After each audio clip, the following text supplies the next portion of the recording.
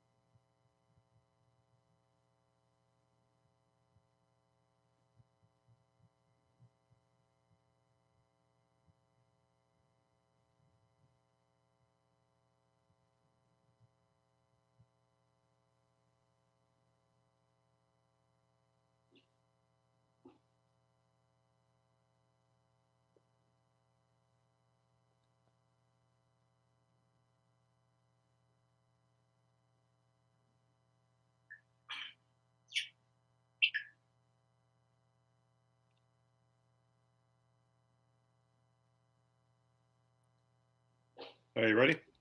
I'm ready. How you doing, everybody? And welcome to the Moffett on the Mic radio show. We are live, as always, on a Monday night, courtesy of the A1 Sports Network. I am Craig Moffett, and of course, this show would not be complete without the production stylings of the one and only Chris Klim. What's up, Craig? What a weekend, Klim. What a weekend. And we are thrilled to have back on the show after a lengthy hiatus to talk Islander hockey with us. He's a good friend of our show. He's actually the first guest we ever had on Polar Opposites. So that just goes to show you how far back he's been a supporter of our show, and we love when he takes the time to come talk Islander hockey with us. We are talking about, of course, Newsday beat writer for the New York Islanders, Andrew Gross, is going to join us in about 15 minutes at around 7:30. So we definitely have to pick his brain on where the franchise is headed as they get into the second half of the season, starting, I think, Wednesday, because they had to make up that road trip. Mm-hmm. So. But we got a lot to do there. We were going to talk about the Super Bowl. We're going to talk about the Brian Flores stuff. We didn't have a show last week, so a lot went down while we were away. So we'll get into that. We'll talk about all the coaching changes in the NFL as the last coaching job was filled as of today, with the New Orleans Saints hiring Dennis Allen to be their new head coach. So, so we'll get into all that. We'll get into a few other things as well. We'll talk a little Nets and Knicks, a little recap on what the state of both franchises, which is not good for either of them. But before we get Andrew on, Klim and I were in attendance at last night's Create a Pro show in Lynbrook, New York, where we got to see our old good friend Jack Tomlinson as part of a new heel faction in Create a Pro. So a little weird seeing Jack as a heel, I'm not going to lie. I kind of enjoyed it. I love it. I absolutely love it, because even when I went back into the merch area, I see Jack. I was like, "Hey, Jack, what's going on? Long time no talk." And I had a Zack Ryder shirt on. He's like, "Chris, what are you doing? You're wearing the wrong shirt." I'm like, I had to tonight because I had I had to get my Zack Ryder Funko Pop signed by him, so I had to be wearing Zack Ryder merch. Otherwise, I would have worn my Eric James T-shirt. I had a weird it was like a weird thing because my daughter put me in a bad spot inadvertently. So during the intermission, we go to the back to see the wrestlers and stuff. And I was hoping to talk to Bear Bronson because he was right by the exit to go out. Right. There was a few people around, so I didn't. And Doc Gallows was there. I mean, Doc Gallows is a monster. That guy's he's huge. He is huge. Absolute. Okay. So we're walking through and I see, and like my friend had bought her daughter the Bobby Orlando, like Bobby Jr., like the little like goat. Right. And my daughter Riley was like, "Oh, I really want one of those or whatever." And I was like, "Okay," but I was like, "You know the routine though. If I get you one, I got to get your sister one." Right. Go up to Bobby Orlando, super nice guy by the way, and he was like, "Oh, are you interested in adopting this goat?" That's exactly what he said. That's exactly how he asked it, right? And like I said, "Oh, how much is it?" And he said it was $20. And then I started going in my head. I'm like, "Do I really want to spend $40 on two dolls that I know they're never going to play with?" You know. And I felt really bad because I kind of like left him in limbo. Right. And then he was like, he goes, "Not feeling it today," like kind of like that. Right. And I said, "Look, man, I'm sorry. Like, it's nothing personal." And I said, "Listen, but I just want to let you know, man, you had a really awesome match and it was really awesome to see you back and everything." And he shook my hand. He's like, "Oh, thank you. I really appreciate that." He's a freaking awesome guy. Mhm. Awesome guy. So he was, I thought Eric James was a little bit of a douche, but that's just my opinion. Like when I walked by, I was like, "Oh," I go, "Nice." I was like, "Good match, champ," like kind of like that. And Right. he was like, "Yeah, thanks." But I don't know. He kind of seemed like a little bit of a tool, but but overall the show was good. It was funny because when Maven was the mystery guy and with the bike helmet, Mhm. it was like nobody knew who he was. Well, yeah, that's what like we were like. I was like, I looked at my friends. I was like, it's Edge. Imagine Yeah, because that's been like the running joke now. Whenever like they show up at pay per views that like bike helmet and the black cape and black jacket or whatever. And then I looked out when he took off the helmet. I was like, who the hell is that? And I looked at my one friend who's like loves wrestling. He's up and down the indies and everything. He knows all about it. I was like, who is that? And he was like, I think it's Maven. I was like, yeah, that's that's Maven. Maven. I was like, okay. I was like, that's cool. I was like, The crowd that was there, nobody knew who he was because it was way past their time. That's why. yeah. Before their time. Mm-hmm. So he looked pretty good. The match was pretty good. I got to catch a beer from Smart Mark Sterling, so that was always a plus. I didn't have to spend $5 at the at the bar to get a Bud Light. So, but overall, it was a really good show. I didn't think it was as good as the previous show. When they did the official, like when Tomlinson officially turned heel and like Carter got robbed, I thought that was a much better show. But I thought it was pretty good. The only thing that sucked was the match I was really looking forward to the most was the Lumberjack match, and it was a shit show. Yeah, I wasn't There was a too big many. fan of First that. of all, there's between all the Lumberjacks, and they had 4 cameramen working the event. It was like you couldn't even see the match. Yeah. I couldn't see the match. Nah, you could. Is it me or I've only been to 2 of these shows so far, but the last 2 times Max Casters has been wrestling, it wasn't good matches. Is it me or is it just like CPA is an all right wrestler. I don't think he's like really good. My friend knows him really well. And he says like he's a really, really good guy. Like he's a really cool dude and everything. Like he always pulls for him when like they're wrestling and when he's on the card. And he said that CPA told him that he really always wanted to wrestle Max Caster. That's why they put it on the card. But yeah, like Caster's matches, it wasn't really that great. I think that to be honest, I think while he is doing indie shows, he's not going to kill himself because he's got the AEW contract. So he's not going to kill himself for Create a Pro anymore. Fair. So overall, it was a good show. Like the street fight was good. It wasn't great, but like and then. Well, I mean, the highlight of the street fight was the toaster. Yeah, but it just turned into a squash match. That's all it really turned into at the end of the day. So the women's match was all right, and then I thought Anthony Green was awesome in the main event with Bryce and VSK, and I had called it because I had texted Keith. And I was like, bold prediction for tonight. And I was calling my hockey game yesterday for the Junior Islanders. By the way, call on Twitter from Saturday night. I think I tagged A1 Sports Network in it. I gotta check that out then. On Facebook. So I said to Keith, I said, bold prediction for tonight's show. I said VSK is going to turn heel. And my original thought was VSK might join like Eric James's faction. But I was like, that seems kind of cheesy. I don't think that would happen. I was like, because VSK is a big star, and especially with Create a Pro. So I was like, I don't think he would it would be weird seeing him in a faction, like in a heel faction. Right. Tomlinson and Drago and everything. And actually, my friend made a good point about Tomlinson. I'm inclined to agree with him. I don't know if Tomlinson as a heel is going to work out because I think he's too likable. Yeah. Everybody likes him. Everybody really likes him. It's not even like he doesn't really generate any heat as a heel, you know? So, like, I mean, I hope it does for him because I like VBU a lot. I like that tag team a lot. But yeah, I mean, look, I love Jack. I think he's a great performer in the ring. But when he turned heel at the last show, I was like, I don't know if that's going to work. Like, as much as, like I said, we love Jack and we'll have him on eventually to talk about his heel turn, and probably we'll have Dante on as well. But it's like you said, Jack's really likable. He's a really likable guy. Like he was funny because he was like, we got on his vlog. Like, I don't know if you saw when he turned the camera to us, and me and Riley were on his vlog, and he's like, "You guys don't like that, right? You guys don't like them."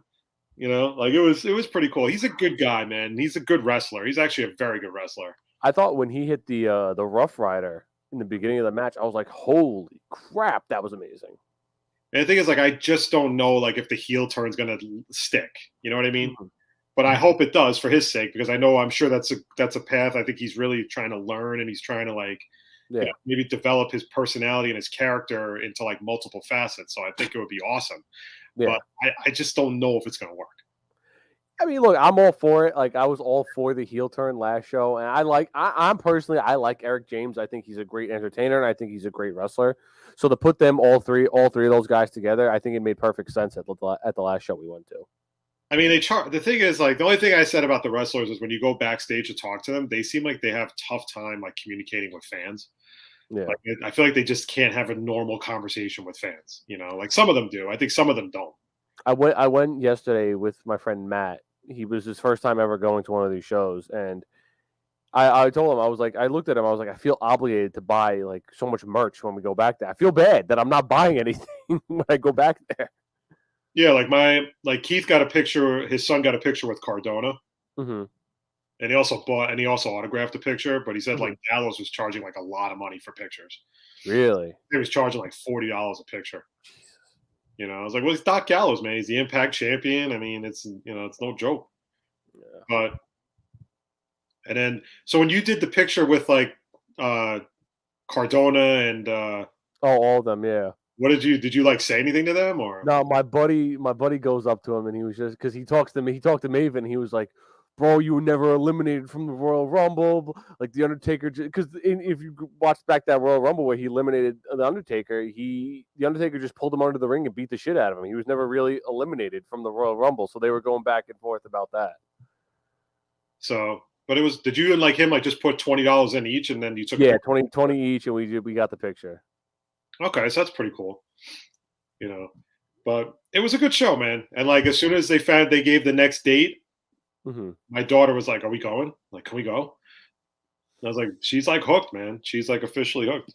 I was gonna say, I mean, that's good on your part, as I mean, you've mentioned this to like when we've had Ike on the show and everything like that, and you've said, it's parenting's real easy when you get kids to like the stuff you like. Yeah, if it's never gonna work if you don't like that. And if you ever got married and decided to be a dad, I would tell you the same thing. Like, for example, my daughter, like, we watch Squid Game, right? I'm not ashamed to show her Squid Game. Now, I fast forward through a lot of the stuff that she doesn't need to see. Right. But we still watch it. And Keith goes, why would you let her watch it? I'm like, she's going to do it behind my back anyway in a few years. Right. So why am I, and my thing with me is like, look, she watches stuff every day she's playing video games of people killing each other. And right. we let it go because we don't want to if this is what she really wants to do, fine. Like, I don't really care. As long as I know she doesn't go outside and like kill somebody in the street, I'm okay with it. Okay. But it's like when she gets older, she's going to experiment with things that she's never experimented before. She's going to drink. Yeah. She'll probably smoke pot. I mean, we all did it. So it's like, I'd be a complete hypocrite if I said, no, you can't do that. Well, I was gonna say, because I used to smoke all the time. I don't do it anymore. But like, how am I gonna be as a parent when it's like Oh, don't do that. When I used to do it all the time. Like, what the hell? Yeah, that's when you go, well, you better give me some. Right? That's what you say. You always tell your kid, do me a favor, go buy me a little dime bag. All right. That's what For you me. say. Oh no, you just confiscate. Be like, I'll be taking this and throwing it away. Meanwhile, me and mom are gonna have some fun upstairs. And then meanwhile, you're in the basement with the Gatorade bottle with the fabric softener, like blowing into it, so we don't smoke and everything like that, right? That's Oh my gosh. you bastard. It's like, right? That's what it is, man. Like, No, yeah. but overall, it was a really good show. Like, I mean, the Creative Pro guys always kill it. They always put on a really good show, and we always like having them on. And I think we're going to try to branch out and get other guys on that we haven't really been able to talk to yet. Maybe try to get Aaron Rourke on one of these days, or I love Aaron Rourke. I think Aaron Rourke's awesome. He's really good, right? Maybe get Aaron Rourke on. Maybe get maybe not necessarily Castor, but I would love to pick Bryce Donovan's brain. Like, I mean, Keith texted me today. He said Bryce Donovan has a collapsed lung. Yeah. Is that true? That's true, yeah. What did he do? Post it on his Twitter or something? Or he posted it on his Instagram page, and I was at the gym when I saw it, and I was like, "Oh shit!" Like, it's not good. But then I also looked up like the recovery time for it's only like a few weeks. So I mean, I wonder if that was from the. I'm like, okay. I wonder if that was from the match or from the super kick by VSK. Jesus. VSK is a bad guy then. Again, I think it's a good move for him. I think he's been long overdue to be a heel. So I think it would work out. I think it works out really well for him. I think we haven't seen that side of him because he's always been such a fan favorite. So Andrew's here. All right, you want to put him through? I am. All right, joining us right now on the Moffett on the Mic show. He is probably the first guest we've had on this show, and we're here to talk Islander hockey with him. We are, of course, talking about Newsday beat writer for the New York Islanders, Andrew Gross. Hey, Andrew. Hey, guys. How's everyone doing? You survived the All-Star break there? Yeah. I forgot the game was on because they had it on such an odd time on a Saturday afternoon. Yeah. No, I hear you. It wasn't necessarily promoted to the fullest, but it was a lead into the Olympics for NBC, so that probably explains that.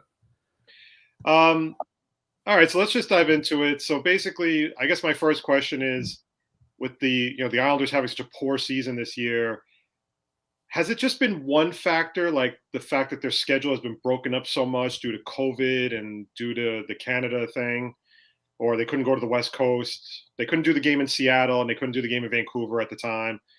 Or is it a number of factors that have derailed the Islander season in 2020? Yeah, I think it's sort of like a compilation of worst hits, this season between certainly the way they started the season, not only the way they started with 13 road games, but just now doing nothing but playing at home. I mean, that takes a team out of its rhythm as well. These athletes are used to 2-3 at home, 2-3 on the road. That's the rhythm they're used to. And it's just been a weird scheduling season. So many postponements. I think they had 9 games postponed through, November, December into January. But it's also on ice issues. You just watch other teams in the NHL, and the Islanders do not play fast enough. And it's not a matter of necessarily having faster skaters. It's making better decisions with the puck and breaking out of the defensive zone and navigating through the neutral zone. And really, I think the crack, and I don't know what could have been done differently, but trading away Devon Toews and Nick Leddy in back-to-back off seasons for salary cap purposes is just really taking a toll on this team, because they do not have enough puck-moving defensemen to help them play at the speed that they need to play at. Now, with regards to the scheduling, was it even considered an option at the very beginning of the year to maybe do a portion of the game, like the very beginning before UBS Arena was ready to go? Was it even considered to possibly play a few games at Nassau Coliseum, or was that was all off the table? There are a lot of political reasons why that wouldn't have been something that either the Islanders or Nassau County really wanted to go down. They were really focused on playing 41 games at UBS Arena. The Nassau County Coliseum has kind of changed leaseholders. It's been downscaled for the most part. They picked up the ice. Playing at the Coliseum really wasn't an option. In fact, the arena developers wound up paying, millions more to accelerate the construction so that the Islanders would only play 13 games in a row on the road. I think more than playing at the Coliseum, what was on the table was actually a longer road trip to start the season.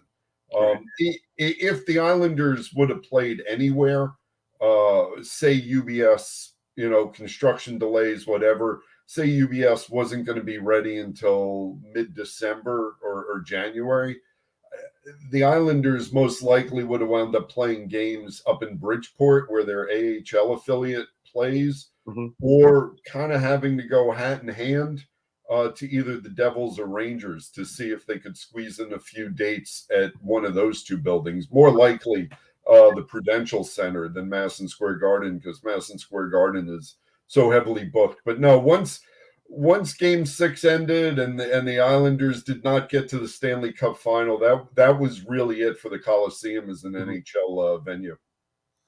So, coming into this current season, there was a lot of talk that, a lot of people were putting the Islanders as possible Stanley Cup contenders this year, and clearly they took the back burner. But, coming into this season, it was, we'll have Anders Lee back, and we'll have Oliver Wahlstrom, and we got Zach Parise, we got Zdeno Chara. So what really was the difference from this team competing in the conference finals last year and then a complete 180 this year, basically? Yeah, no, it's really the question that defines the season, because I'll be honest, I was one of those prognosticators calling this a Stanley Cup or bust season. You don't get to the NHL semifinals in back-to-back seasons like the Islanders did and not consider yourself a legitimate playoff, Stanley Cup contender. What I saw was a team that I thought, even, and I did factor in the loss of Nick Leddy. I thought they would be able to overcome that. I probably underestimated just how big a loss that was. I thought Ilya Sorokin, another season older and more experienced, you get what you get from him. Look, it started quickly. I think it was like 3-4 games into the season. The whole bedrock of this team was Adam Pelech and Ryan Pulock providing a top pair defense.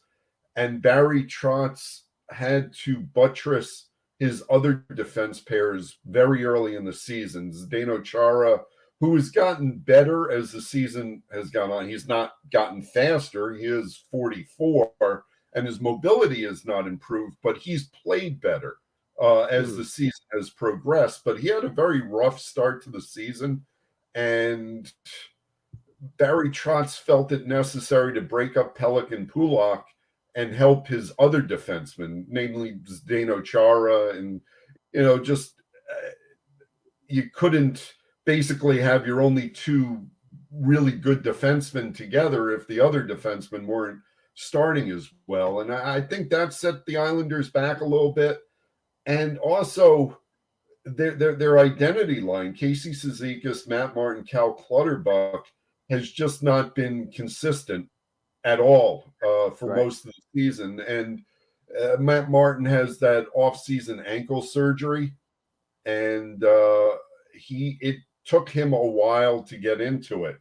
And without that identity line really setting an identity, and Cal Clutterbuck, I should say, has been one of the team's more consistent forwards, but the sum of that trio was always greater than the individual parts, and the line just didn't really click until recently.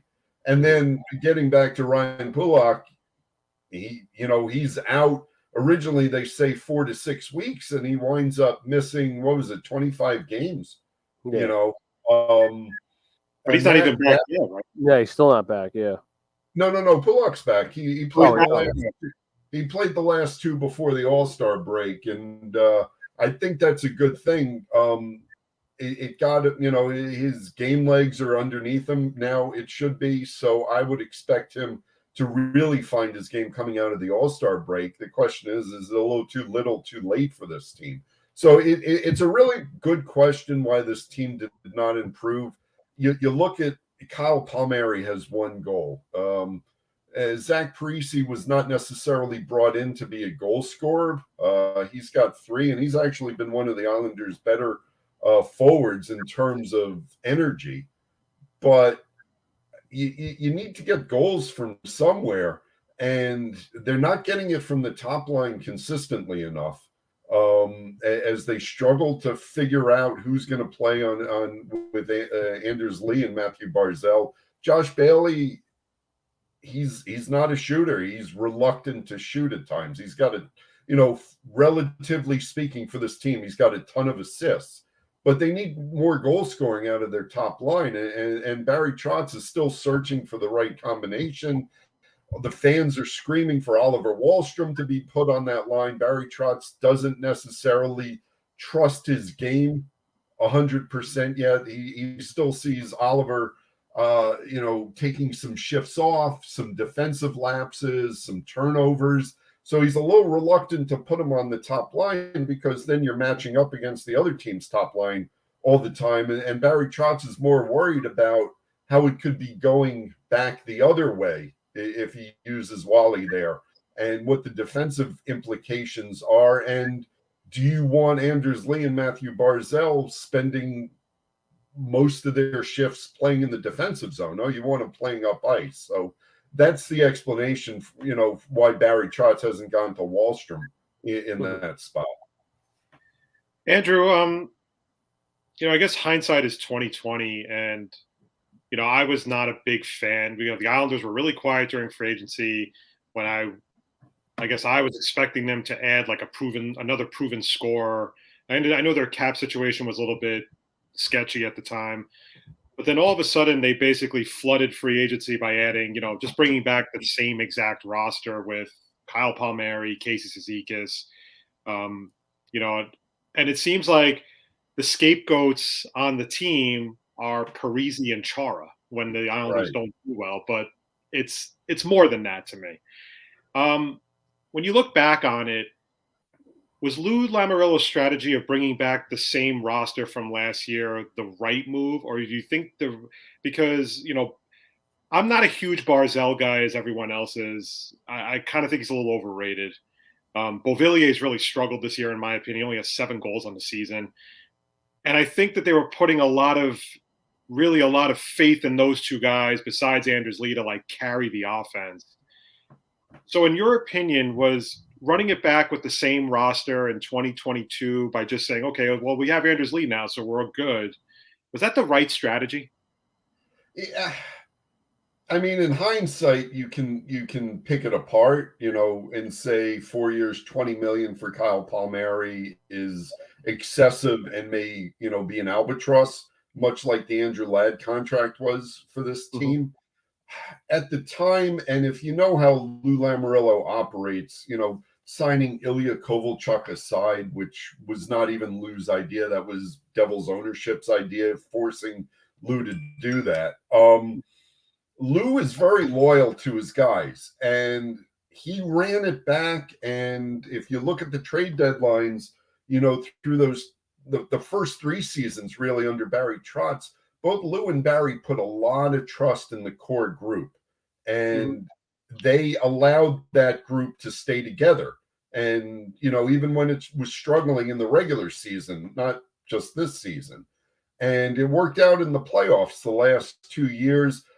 I think they got, what they saw out of Kyle Palmieri in the playoffs sort of allowed them to say, well, we can ignore the fact that he only had, one goal in the regular season after the trade. He had a really strong playoff run for the Islanders, and I think that's what sold him on signing him back. they were very comfortable with this group, and they really did have expectations it was going to get better.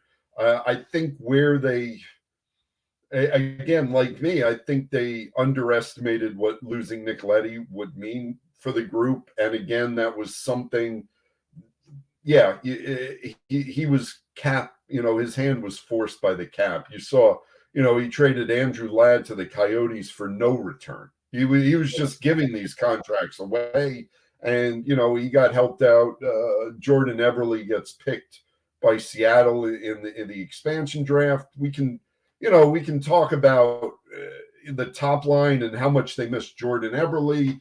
Jordan's a very streaky player as well.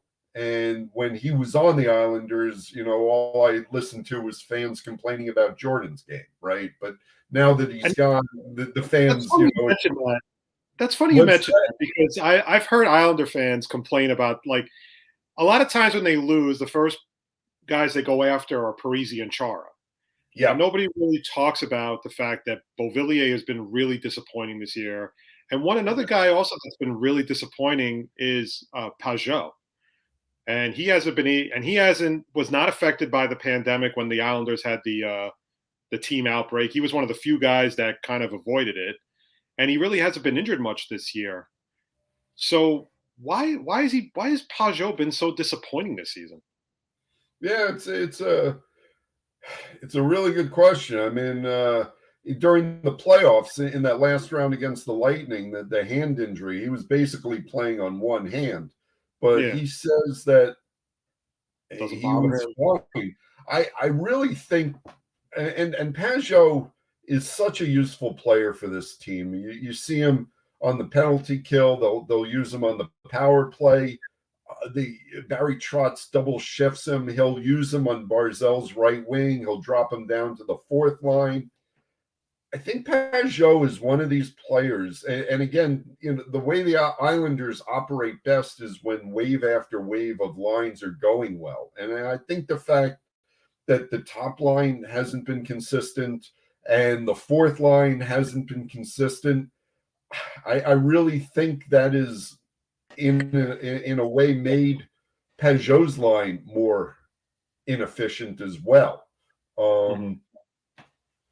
Look, Pajot, the way it is right now, Pajot with Parisi and Wahlstrom, that's been the Islanders' best line 2 out of 3 games, at a ratio.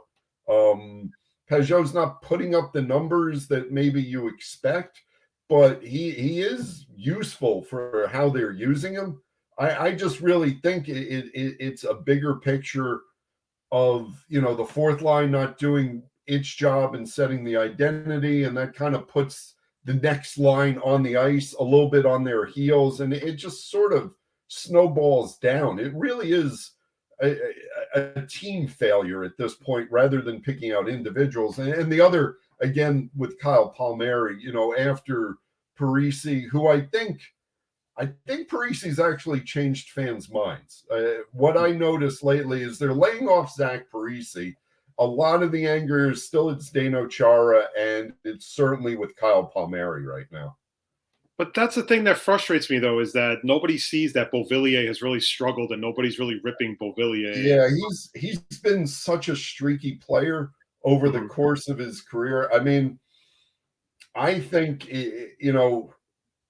as we come to the trade deadline, if Lou is going to try and acquire a scorer, it would not shock me to see Beauvillier going back the other way. I still think he has some value. It's not as high as it has been at other points, but he could, if he scores a goal Wednesday night in Vancouver, chances are he's going to get 4 or 5 over his next 7, 8, 9 games. That's just how it works with him. He plays. He's so in his head, it seems, that he gets tense so quickly, but as soon as he scores, it frees him, and it's too much of that streakiness. But if he gets going, and you go back to the beginning of the season where Barry Trotz said he was expecting a career season out of Bo, either this season or next, It certainly hasn't been this season, but I still think around the league, Bo, because of his skating and because of how he can put up points in bunches, I do think he has some value around the league, especially at his age. And, he's a controllable player with the contract. So it would not shock me if Lou really feels he needs to do something a little more radical and not run it back with this group. I would see Anthony Beauvillier and maybe Scott Mayfield, because he's on such a team-friendly deal through next season, as potentially, the most likely to go somewhere else. First off, I want to say apologize. I have a terrible laptop and leaving for that hot 5 minutes. But second, speaking of, changing the team in some sort of a way, whether it's at the deadline or not, me and Craig have said it the past 2 off seasons that, you can't bring back the same team, because it's not going to work. It really isn't going to work with the Islanders, especially when they don't have an elite player like they do. Like you mentioned earlier, some of the guys, Anders Lee, Matt Barzal, Bo, they haven't really taken that step forward to being that guy or the player that the Islanders are hoping for. So do you think going into this offseason that it's a bit of a wake-up call, like, hey, Islanders, we got to get a scorer on this team? Yes. I think Lou has recognized the need for a scorer. I mean, that first offseason, he went hard after Artemi Panarin, and I can tell you 95% of the Islanders organization was convinced Panarin was coming to the Islanders. So a pretty good sell job by Panarin and his agent there. So Lou does recognize that. And look, I think he signed Kyle Palmieri. Not that Kyle Palmieri is going to be a 50-goal scorer, but he has been a 30-goal scorer in this league. So I think that was a little bit of the intent there. But yeah, no, I agree. If this season continues on this trajectory, and this is how it winds up, that, I mean, first off, there is a foundation that is going to come back regardless. There are a lot of players signed long-term. Pajot's coming back. Nelson's coming back. Barzal's coming back. Most likely Bailey's coming back. Anders Lee is coming back. Kyle Palmieri is coming back. Who else am I missing? Cizikas is coming back for another 5 seasons. Matt Martin is still signed. Pellock, Pulak. There are a lot of guys on this team where you're going to see next year. Where Lou is going to have to work, and again, the cap situation is not going to be easy. If he was somehow able to trade Semyon Varlamov, that would free up a lot. That would free up some cap space right there. He's going to have to go into this offseason looking to shake it up. Like I say, in the margins, he does need scoring help. The biggest question to me, though, going into this offseason is Barry Trotz, and the fact that next season is going to be the 5th and final season on his initial deal. And you would think if they work out an extension, it's going to be this offseason, because I don't think Barry Trotz wants to go like he did with the Capitals into another final season on his deal without any certainty. I think Barry has the leverage right now to either ask for an extension or to be asked out of his contract. So before you start acquiring scorers or anything like that, to me, Barry Trotz, that needs to be figured out, whether he's coming back or not next season, and whether Barry looks at this franchise and, I think you can, Barry has a good barometer of where it's going. And if he sees this franchise in a downward trend, maybe he does ask out of, he does ask out. Who knows? I'm speculating there. But to me, before you round up any of the other players, you got to get Barry figured out. Well, speaking of Trotz, because I guess I always get this in the back of my mind, because the Islanders, in my opinion, have hit their peak, and now it kind of seems like it's coming down a little bit. And back-to-back Eastern, going to the finals in back-to-back seasons, conference finals against the Lightning, and now you have a very disappointing season off of the highest of highs, basically, so far for this team before the Cup. In your opinion, and I know you were just mentioning about Barry Trotz's contract, are you getting a sense maybe with Trotz that he could be thinking that he's done all he can to really for this team, and there's not much more he can really do to get them to the Stanley Cup Finals? I mean, this is basically like, I've done my best, and with the talent, we have a talented team, but I can only take them so far. Do you think are you getting a sense that he could be thinking about, there's nowhere else I could take this team, so I'm going to move on? Well, unfortunately, one of the aspects of pandemic reporting is we're not the Islanders are still Zoom only in terms of interviews. Mm-hmm. In other years, I could give you a better sense because I'd be talking to Barry more and not just on the record. I'd be chatting with him in the hallways. It would be a lot more relaxed situation. Right now, the only access I have to Barry really is on these Zoom conferences with everyone else listening. And that's certainly not something I'm going to ask Barry in the middle of a Zoom conference. And it's not something that he would address. Like I said, I can only speculate on this. I would not discount that. Let's put it this way. I could see Barry looking at it and saying, okay, we've done our best here.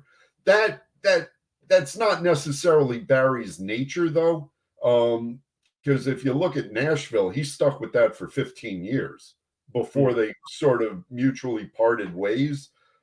I get the sense that Barry enjoys being on Long Island. I think he, for the most part, enjoys working with this group of players. I think he enjoys working with Lou Lamoriello. But I wouldn't discount the notion that, he's 56, 57. Maybe he thinks after this season, if he sees it going the other way, and, like I said, if no extension is forthcoming, I would not think that Barry Trotz would want to come back under those circumstances, that, they would figure a way out of the last year of the deal. But again, this is all speculation. I have not had a chance to, casually chat to Barry about his feelings. I do get the sense from the Zooms, however. I think any coach would be frustrated with the situation and the way the team is played. I sort of get the sense that this is one of Barry's least favorite NHL seasons ever, just because of everything that's gone on, COVID, schedule, just, all the postponements, even, and certainly, and, God rest her soul, his mom passing away. I just feel like this whole season has been a slog for Barry Trotz, and he hasn't been, as in a good mood as Barry can be. And it's not even necessarily winning or losing, because look, Barry's a very even keel guy, and he's got, a real good perspective on life, from his family situation and everything. He's a very incredibly well-grounded human being. But I just feel like this season is really dragging on him in a way that probably a season hasn't done for a while to him. So maybe he has some thinking to do after the season as well. You mentioned at the beginning of the show that the Islanders, were lacking speed, and we also mentioned that up and down the show so far that we have guys who are well past their primes, guys like Chara, Palmieri, Parise. So in hindsight, does it make sense? Did it make sense now to sign those older guys as opposed to a guy like maybe like Landeskog, or maybe go after Tarasenko in this past offseason? I certainly would have liked Tarasenko, and I think, yeah, right. And I think you could have gotten him cheaper last off season than you're going to get him now. Does it make sense? Again, you were dealing with the cap, and again, Lou really puts a lot. Lou is an incredibly loyal person. and we're probably seeing it to a fault right now, but he believes in his guys. And look, Zdeno Chara was nothing more than a 1-year stopgap, really. Right. You're I think Robin Salo has come along a little quicker than the organization expected, but I think they were certainly planning on Robin Salo. I think they're planning on Samuel Bolduc down the line. They had a very small amount of money to give out, and Zdeno Chara was, willing to play on a 1-year relatively small deal. And the same deal for Zach Parise. And you know what? I know he's not scoring goals. I think Zach Parise has added to this team, not been a problem for this team. He's accepted his role. He knows he's not. What's that? He's not a top 6 player anymore, and he's recognized that and he's accepted it. Obviously Landeskog. Andrew, I think we're losing you. Sorry. Yeah, Landeskog would look great with Matthew Barzal, but I think they're looking at that and seeing that they couldn't fit the money in. Craig, you good? Yeah, I'm good now. Andrew, you good? You kind of went in and out, so I kind of missed that part. So. I'm sorry about that. I won't ask you to repeat it. If you got it, that's good. I was just saying, he was talking so much crap about you, Craig. It was me and Andrew were having a good time. But and even both before we mentioned with Varley and Sorokin, we figured Sorokin would take that huge next step this year, and even with Varley going down early on the season with an injury, we figured, okay, this is perfect time. Sorokin's going to take over the reins, and as the season went on, even when Varley came back, it was like we're not seeing what we saw out of Varley the past 2 seasons, and we're definitely not seeing what we saw out of Sorokin last year. So, what do you think was the difference from last season to this season with both of the goalies? I might push back a little bit on Sorokin. I know he's given up some bad early goals the last game or two, but I still think he's the team MVP, and he carried the team in the opening going. He really did. Right. I think Sorokin has shown the organization he can be a number 1 goalie. And now it's, do they trust Jakub Skarek, who was just the AHL goalie of the month for Bridgeport? Is he ready to be an NHL backup? I don't think the organization thinks so. So, they might hold on to Varlamov, maybe try and deal him in the offseason. But I think the time is coming where Sorokin's going to get, 60 games a season compared to a 50-50 split. Andrew, my last question is, the Islanders have always seemed to be linked to a potential, superstar like Panarin a couple of years ago. Then last year, when the offseason took place, Tarasenko was linked to them, and even Landeskog was linked to them as, the Islanders could be the front runners to get these guys. Tarasenko, I remember, was one of the teams that he would definitely come to, were the Islanders, especially that was with UBS Arena. You always seem to really have a hard time attracting that big-time offensive player. And my question is, I've never gotten the vibe they've really replaced John Tavares.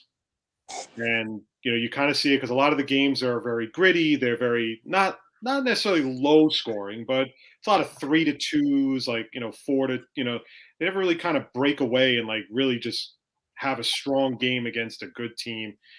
In your opinion, granted they've been to the Eastern Conference Finals back-to-back seasons, do they still miss that Tavares?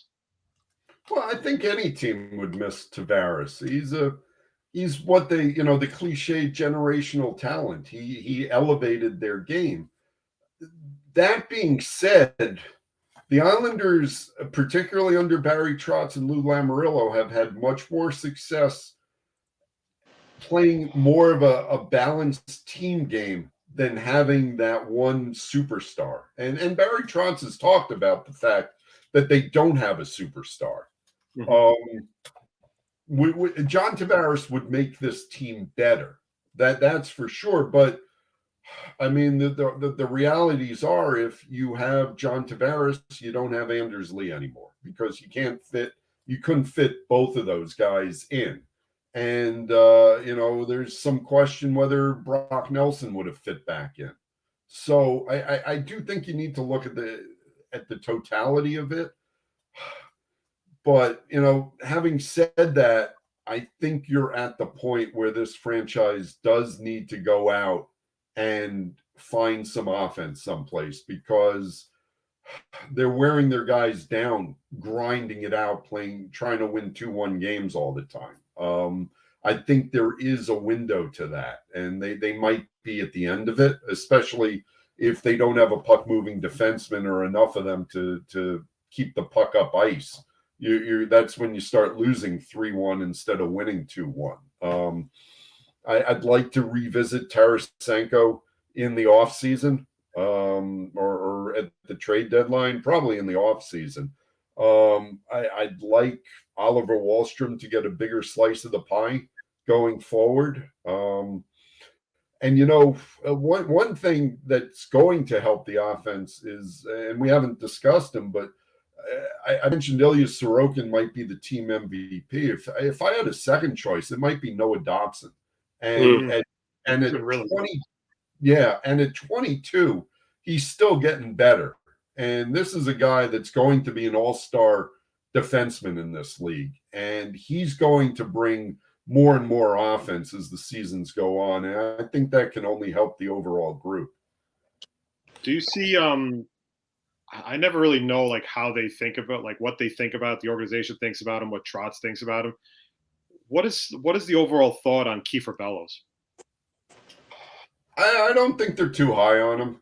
I think they'd like to showcase him and maybe move him for a better asset. Right. He's Kiefer. He's not the best skater. And his problem is, if he's not scoring, he's not contributing too much.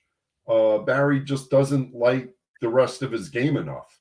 I should say Barry and Lou. So, either Kiefer takes a giant leap in all the details and other aspects of his game, or he remains a one-dimensional player that really doesn't have a spot within what the Islanders hierarchy is trying to do.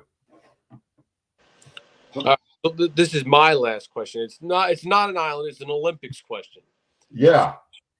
Do you find it more interesting for at least United States hockey that they're not using the NHL players anymore? I know it's an Olympic rule, but they're not using the NHL players. It kind of brings back that, that miracle, that 1980 miracle team where it's like, okay, we have like a bunch of like either free agents or college kids playing on this team. So does it kind of bring back like, oh, we have a chance. Like, let's see what we can actually do this year. Or is it like, no, just get the NHL players in there and play?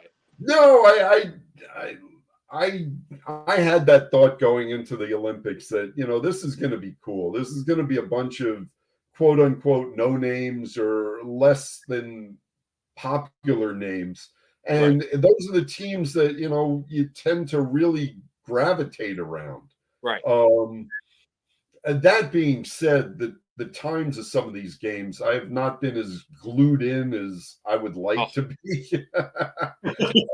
I'm working the other day, and I happened to turn the TV on. I was like, oh, women's hockey. I didn't know that the United States was playing at 7 a.m. Yeah, and what it's like, they got a game at 11 o'clock tonight. And so, and to be honest, that was one of the main reasons that Gary Bettman, even before any of this pandemic or but the CBA, he was saying this 4 years ago. What sense does it make to send our guys to China so they can be on TV at 3 a.m. in the morning? And and I see a lot of wisdom in that, although, I mean, history lesson, obviously, that the game that everyone remembers, Team USA in the Soviet Union in 1980, that was shown on tape delay. That was actually an afternoon game that ABC waited until 8 p.m. to show. So I didn't know that. Wow. No, I didn't know that either. Yeah, no, I mean, you guys are younger than me, but I remember listening to that game on radio and losing my mind, and then watching it later and then losing my mind a second time. So, Andrew, listen, we really appreciate you taking the time to come on the show to talk some Islander hockey. Always look forward to having you on. And one thing I remember, you were our first guest when we did Polar Opposites a long, long time ago. wow. So, you're my Islanders guy, and you're always my first call when we're ready to talk Islander hockey. So again, thank you very much for taking the time to come on our show. Yeah, Craig and Chris, thanks for having me on. Great chatting with you, and be well. Enjoy the second half. All right, you too, Andy. Take care.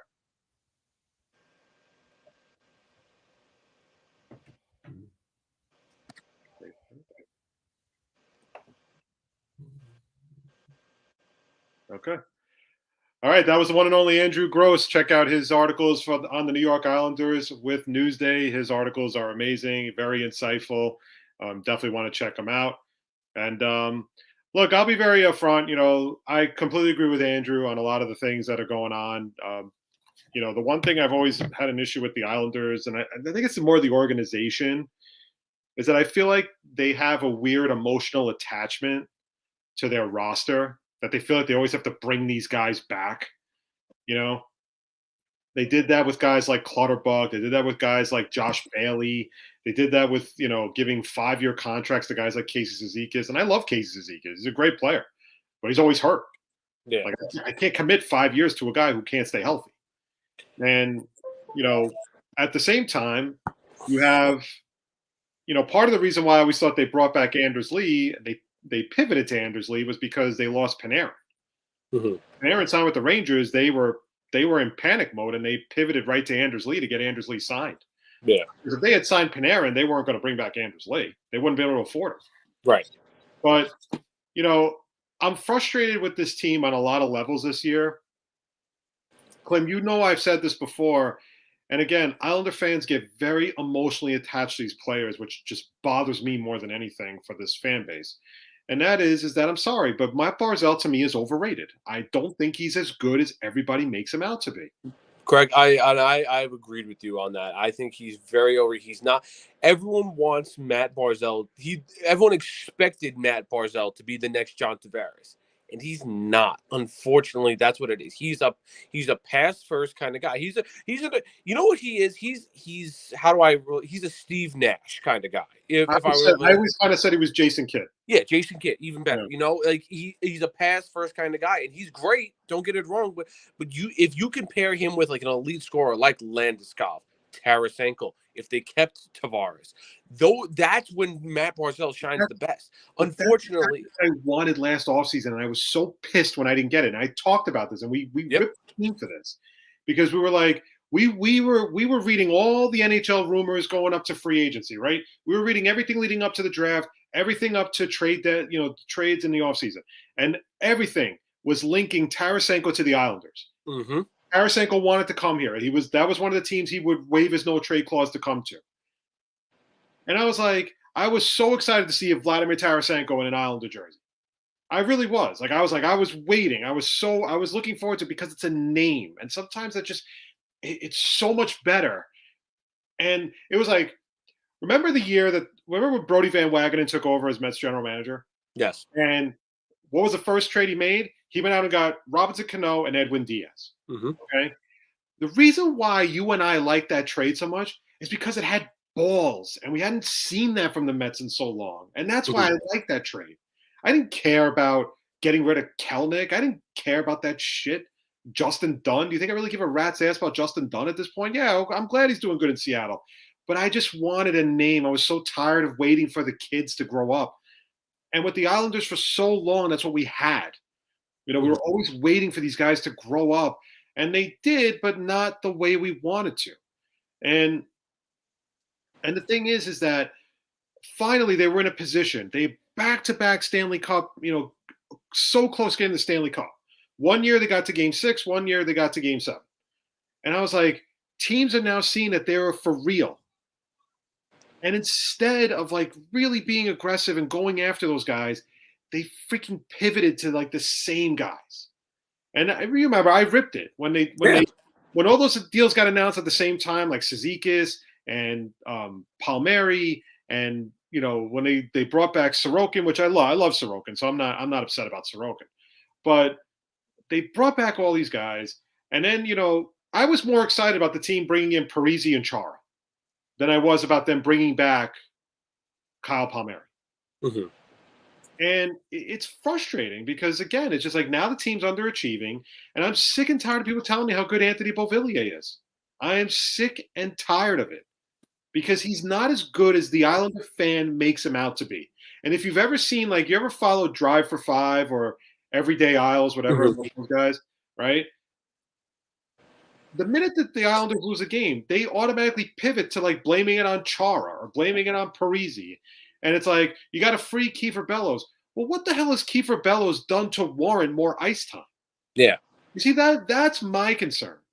Because there's no one else that can come in and fill that void.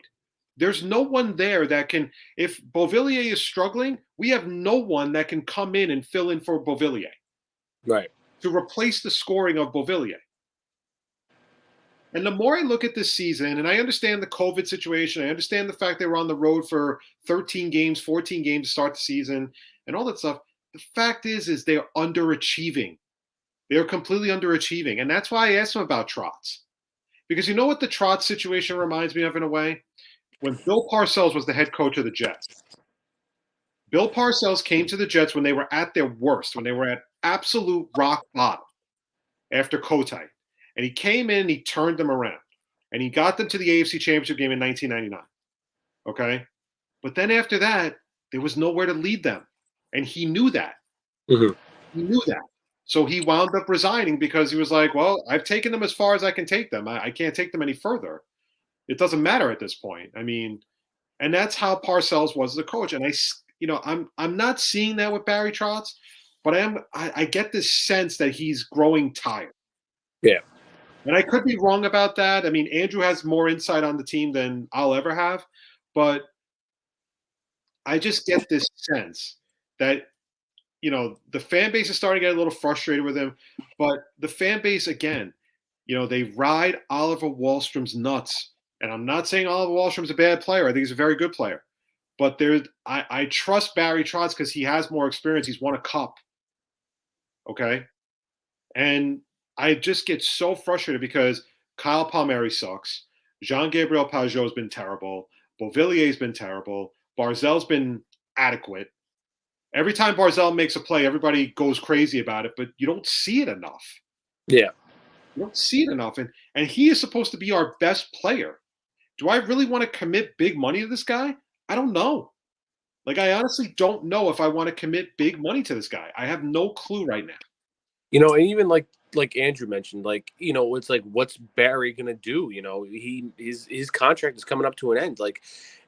And that's where Lou Lamoriello has to really break down and be like, it's either I have to rebuild this team on the fly, because right now, after this season, it's not looking good. And like you mentioned, like, Lou is very loyal to his team, and so are the Islanders fans. Islanders fans are very loyal to the guys who got drafted and were brought up through the system. And the guys like Josh Bailey, Anders Lee, Matt Martin, Cizikas, et cetera, et cetera, et cetera. They're very loyal, and we like them. That's the point. We like them. But, enough is enough. Like, these guys unfortunately aren't going to get us there. It's not enough. Oh, Klim.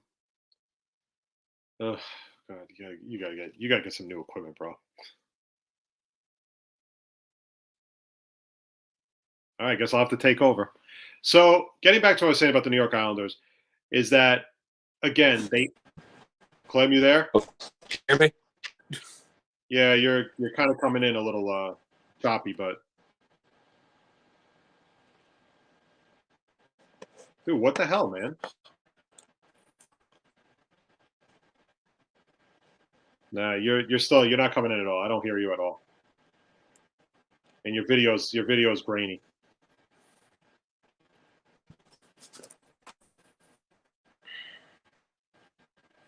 So I was saying before about the New York Islanders, as while Klim just fixes his technical difficulties. The thing is that we were never a big fan of them bringing back the same roster. This was a team that just went to the Eastern Conference Finals last year, Game 7, took the Lightning to everything, gave them everything they had, and they wound up losing Game 7. You would think that that was going to be enough of an attractive spot for free agents, and it's the exact opposite. It's not working. It's just not working. They didn't get Tarasenko, which I thought I really wanted. I was really even hoping they were going to get Landeskog. I would rather have Landeskog over Tarasenko, and Landeskog wound up re-signing with Colorado. The thing is that right now you have a lot of guys who are completely underachieving, and maybe that's a sign of the roster that just needs a big overhaul.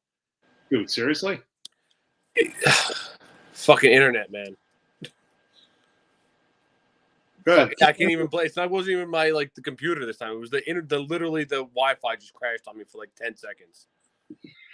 But at this point, it's frustrating because we were so looking forward to the season. And the season for people like Klim and I, who are Jets and Mets and Islander fans.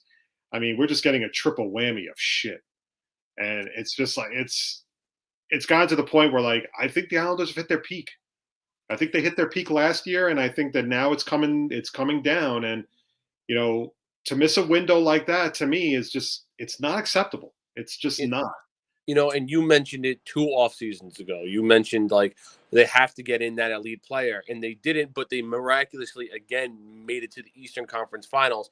And like you mentioned, that's when players, even guys like Andrew Gross, they were mentioning coming into this off season, Islanders are going to be contenders. Islanders are going to go to the Stanley Cup contenders because they'll have Anders Lee back.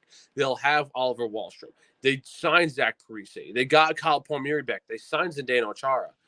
And everything, like I mentioned, did a 180. It's what the fuck just happened? And me and you, we said it. I think we said at the beginning of the season, they need an elite player. They were going after Landeskog. All the reports were saying that Tarasenko was ready to be an Islander, and none of it happened. And I think this season in general should be a huge wake up call for Lou Lamoriello to pick up the phone this offseason and be like, we need Tarasenko. We need these guys ASAP to help us out. Yeah, but the problem is that they don't have anything to trade. What are you going to trade? Their farm system stinks. It's one of the worst farm systems in the NHL right now because they've given up. They've gotten rid of everybody. Mm-hmm. So Beauvillier could probably highlight a package, but he's having a shitty season this year. So that's another part of it. But I mean, right now, they have to get a proven scorer. They must get, because when you have a lull like the Islanders have, you'll bank on that guy, that Sidney Crosby type scorer, that John Tavares, that Ovechkin type of scorer, to carry the team through the hump and get the other guys playing well. Even Pajot's been bad. And Pajot he's been pretty good since he got here, but he's been terrible since this year. And he was one of the guys not affected by the COVID outbreak and he has been hurt. So there's no excuse. Maybe he has to shuffle his lines. I don't know. But like you said, the Pajot line has probably been playing the best out of everybody. Pajot, Parise, and Wahlstrom. Mm-hmm. But it's I hated that they brought back Josh Bailey. And then fans, like singing that stupid song during the games. But it's if he doesn't score, then what the hell's the point of the song? When was it? Maybe 3 years ago. I'm going to compare this to the Mets. The Mets were considering trading. I know it would never happen, but considering trading either Jacob deGrom or Noah Syndergaard to the Yankees for a Gleyber Torres or whoever it was at the time, the hot player. And I was look, I'd rather not trade Noah Syndergaard, Jacob deGrom, because they're 2 of my favorite players on the Mets. But in the long run, if this is going to help us get to the playoffs, get to the World Series, I'm okay with it. And it's the same thing with the Islanders. If they have to get rid of Zach Martin, Casey Cizikas, Josh Bailey, Anders Lee, et cetera, so they can sign a guy like Landeskog, maybe bring in a Panarin type of player, a Tarasenko, then that's what it has to be done. Islanders fans, you gotta loosen the reins on these players, let them go, because we're never going to win a Stanley Cup like this. But they also the same thing. They're oh well, we can't, we have the core, and this is how the dynasty was built. And again, I get it, but I'm tired of it, and it's just exhausting. And I'm sick and tired of listening to Islander fans whine and complain because, and again, they are too emotionally attached to these guys. They're way too emotionally attached. And that's why they have such a hard time getting rid of Beauvillier. That's why they keep complaining that Kiefer Bellows isn't playing enough. But like I said, what has Kiefer Bellows done to warrant more ice time? He's done nothing. He's done nothing. I don't even know how many goals he has. What does he have? 5 goals this year? This is a first round pick. It's not This good. is a first-round pick. Top If you 10 look pick. at the Islanders roster, they're all the plus minus. Like 3/4 of the roster is negative. It's They're not just good. not a good team, and I think there's only so much Trotz can do. I mean, he can't do anything if they're not scoring. Like you can't just keep saying the same shit. You got to go out and do something about it. Like, yeah, And great, you're grinding, and that's wonderful. But Yeah. I mean, Jesus, can we? I mean, this the- season's a wash. The season's a wash, and now I'm like getting this fucking vibe that like the Rangers are going to win a cup before the Islanders do. And I'm going to like lose my mind. You know what it is? The Rangers did it absolutely right. It's everything they did was correct. Like, granted, yeah, they have Panarin, they have that elite score, but everyone else developed perfectly fine around him. And you know what? The Islanders unfortunately did not get a guy like Panarin. Granted, yeah, but that's partially true. But they changed the outlook of the roster. Yeah, because what you had was guys that were scorers, but they weren't physical. They weren't, and instead. Drury came in, and I got to give the Rangers credit for Drury because I thought Drury was just the guy that they were so afraid to let go that they gave him the job. He changed the philosophy of the franchise, and he started bringing in bigger, more physical guys that play a gritty style of hockey. Guys like Barclay Goodrow, guys like Ryan Reeves. Those are guys. That's the equivalent of our fourth line.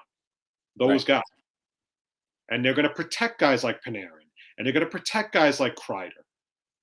I mean, listen, have the Rangers been good? Yeah, they've been really good. Are they an elite team? I mean, if you look at the roster, Kreider is the best scorer they have. No one even comes close to Chris Kreider right now in goals on that team. And Kakko hasn't been that great. Lafreniere hasn't been that great. Panarin's been good. I mean, I don't think he's been like elite. But Chris Kreider has over 30 goals. I mean, it was about time. It took Chris Kreider long enough to finally realize his freaking potential. I mean, but I mean, it just sucks because I think the season season's a wash. It's a complete freaking wash. And it's very frustrating as an Islander fan because you go in with the highest of expectations and they're playing like shit. They get shut up by the freaking Kraken at UBS. I mean, come on. You can't let that happen. That isn't a myth. And the thing is, you can't lose 3 or 4 at home to close out the homestand before the Olympic break and the All-Star break. The only team you beat was Ottawa. You lost to Seattle, you lost to LA, and you lost to Minnesota. You didn't even get a point out of any of those games.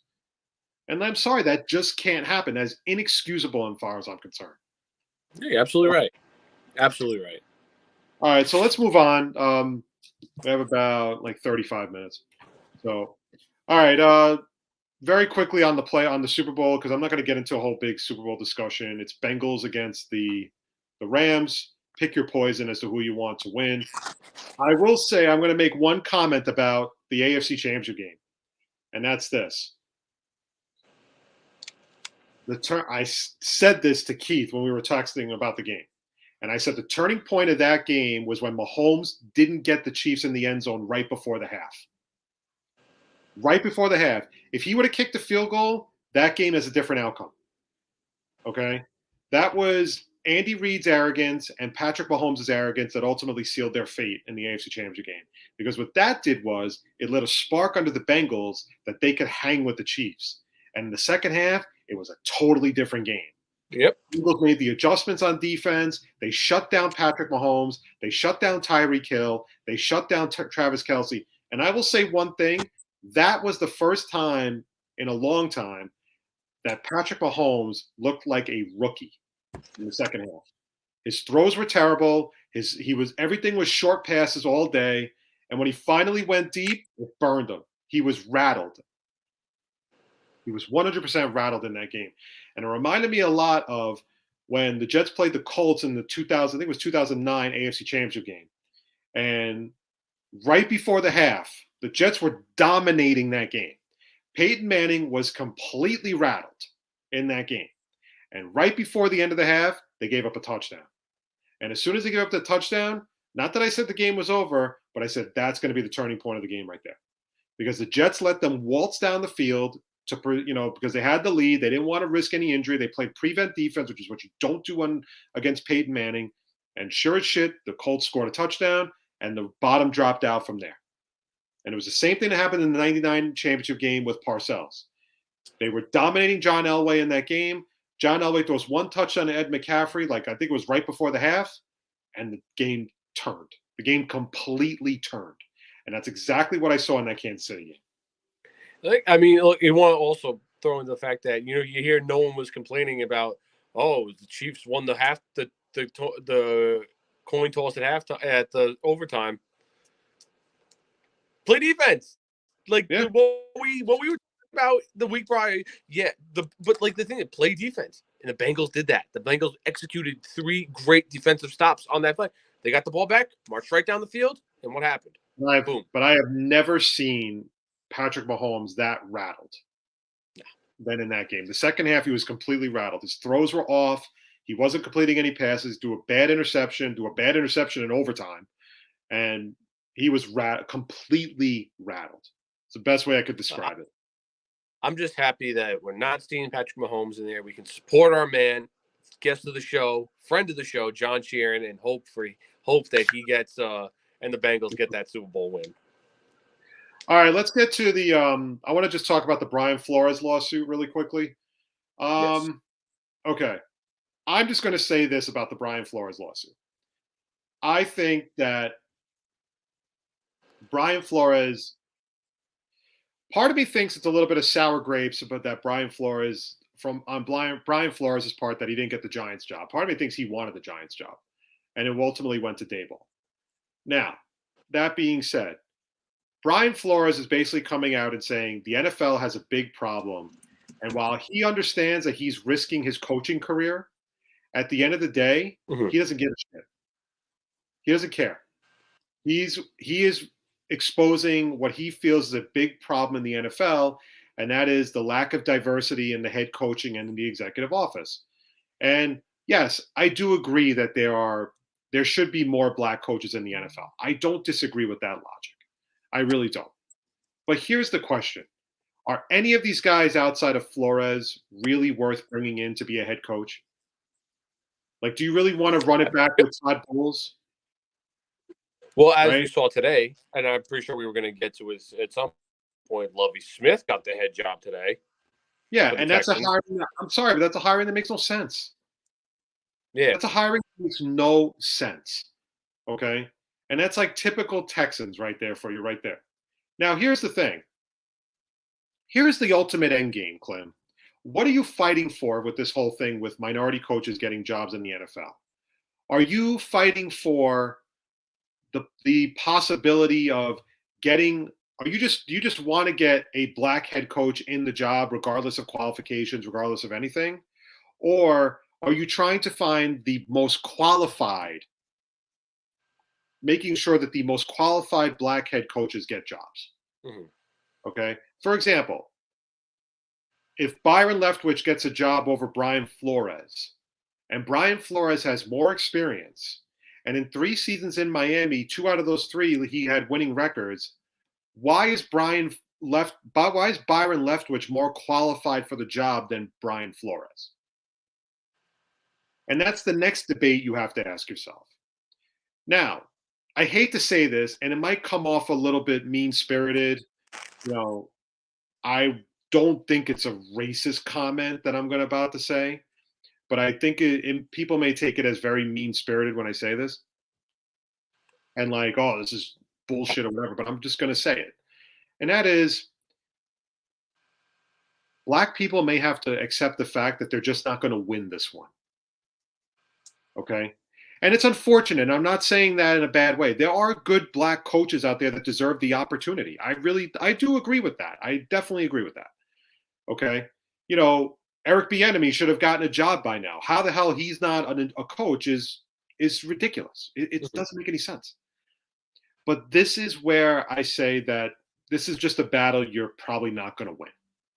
So you can go on and on about, the diversity issue, and you're not wrong in what you're saying. You're not wrong.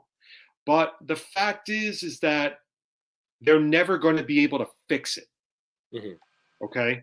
You had the Rooney Rule, which is a complete bullshit rule. It's basically the token black rule. That's all it is.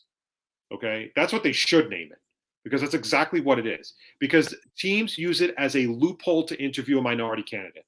They have no intention of hiring that guy whatsoever, but the attitude is, we just got to interview the guy, so let's just talk to him and take him out to dinner and be done with it.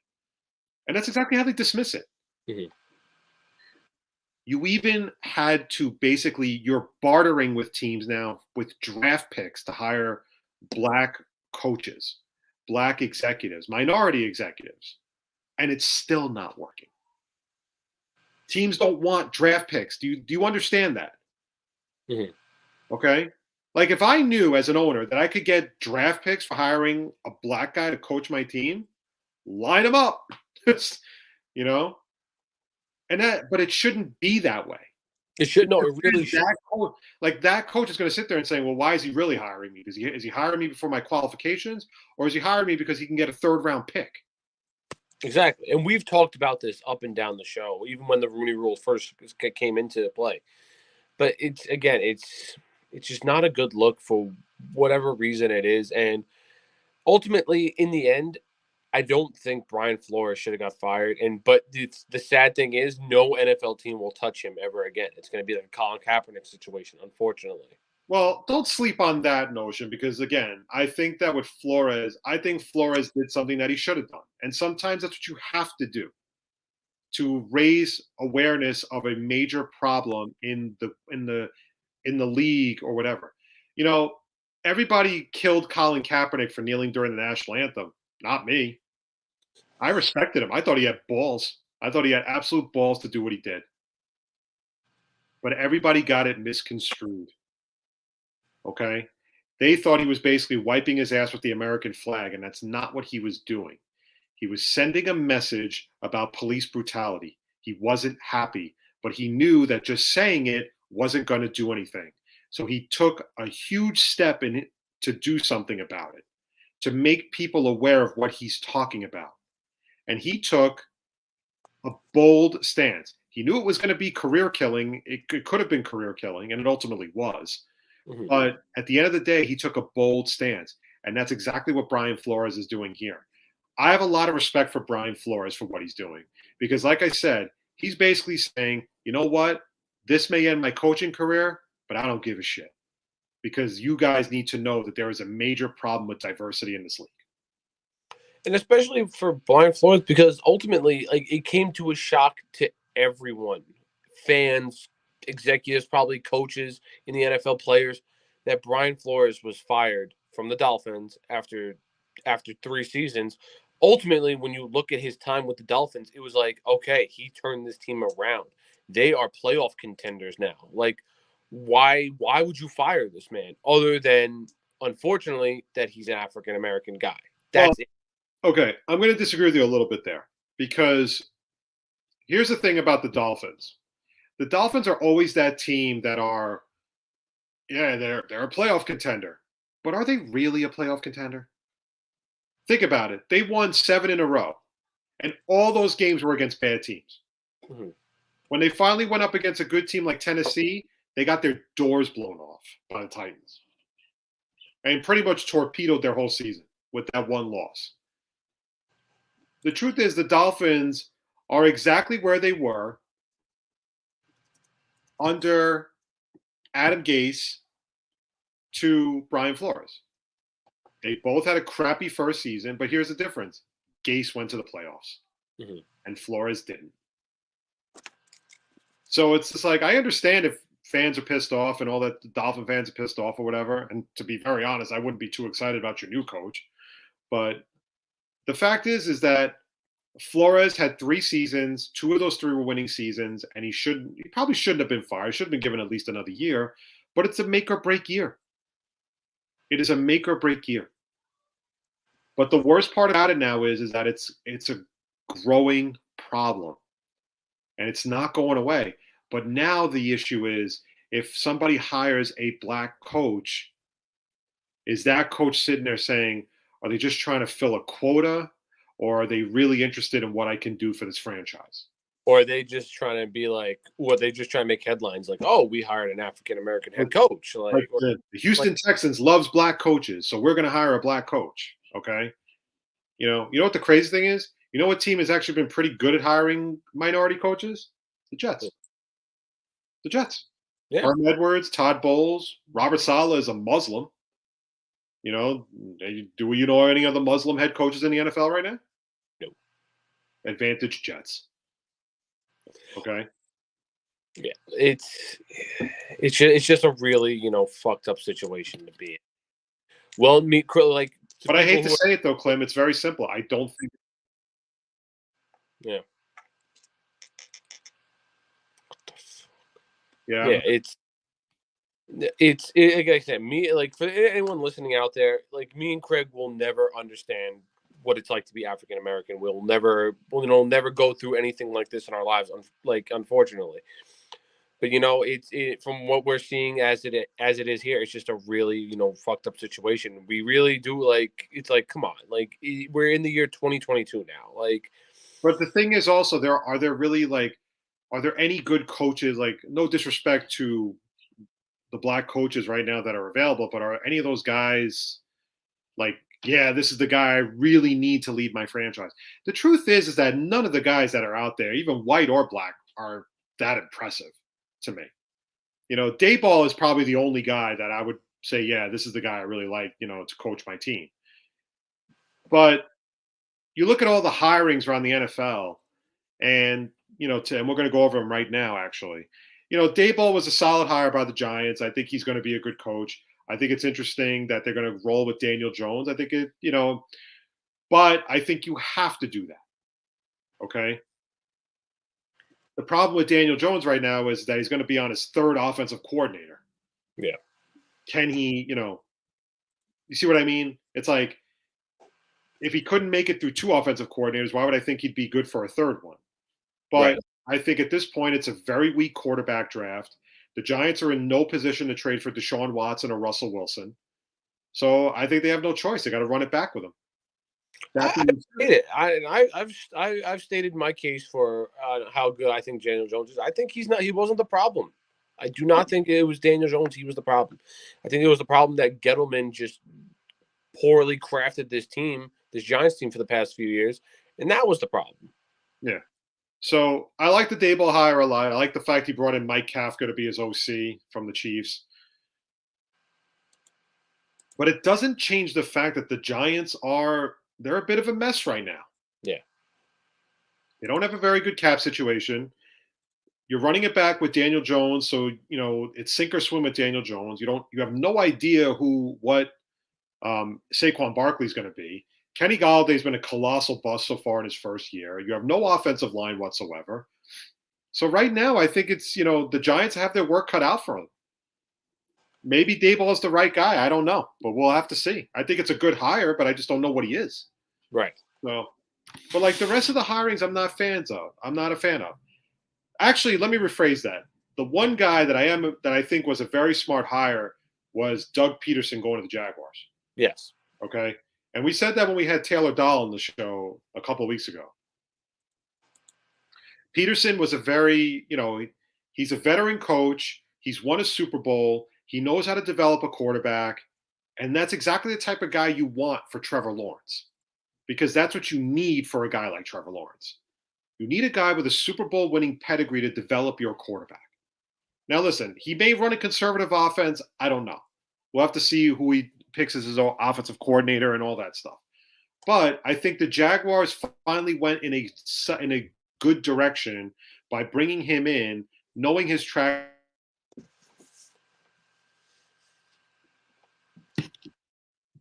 Let me ask you a question. Is my connection coming in good or is it crappy? You're coming in a little bit shoddy.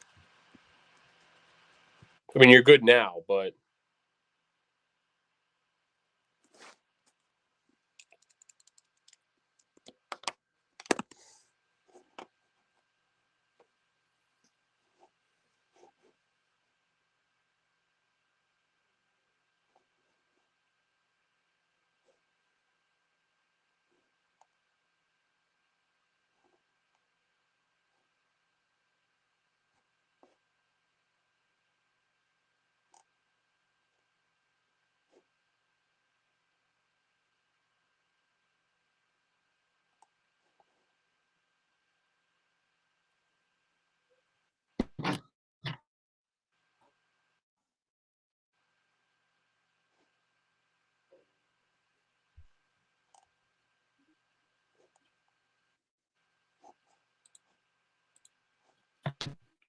Clem?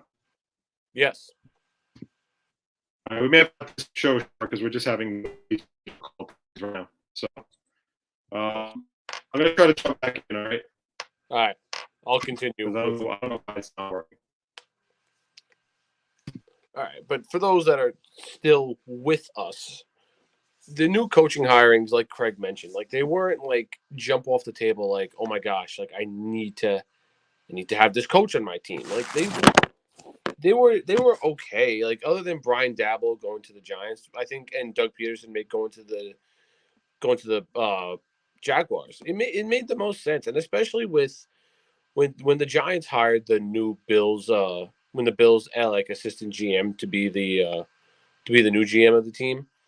It made the most sense that Brian Dable's probably going to follow him, which is I think it's a perfect way for the Giants offense. I think I think other than Brian Flores being the head who I also thought should have been the head coach for the Giants, I think that Brian Dable being the new head coach of the New York Giants made the most perfect sense, because if you look at Daniel Jones and Josh Allen are somewhat like sort of the same kind of quarterback technique kind of guy. You know, we've seen Daniel Jones. We know he can run the ball, and we know he can air it out too.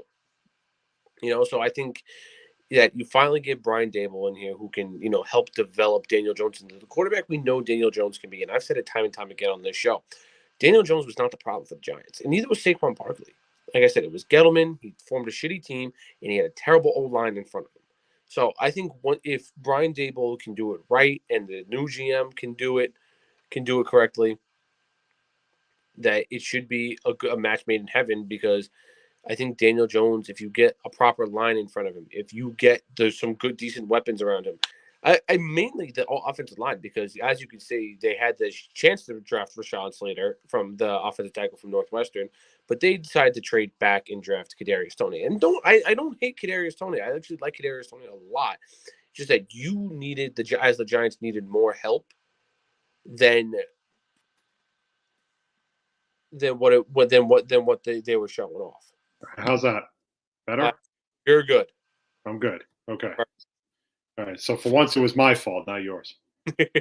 Well, I had the mishap earlier, so we're even. Yeah, but I don't know what's going on, because I've never really had issues like connecting, but for some reason, you've never had it before. So, all right, I'm back. Let's hope I can make it. If I crap out this one, then I'm just going to call it a night. So, because it's just going to be too frustrating.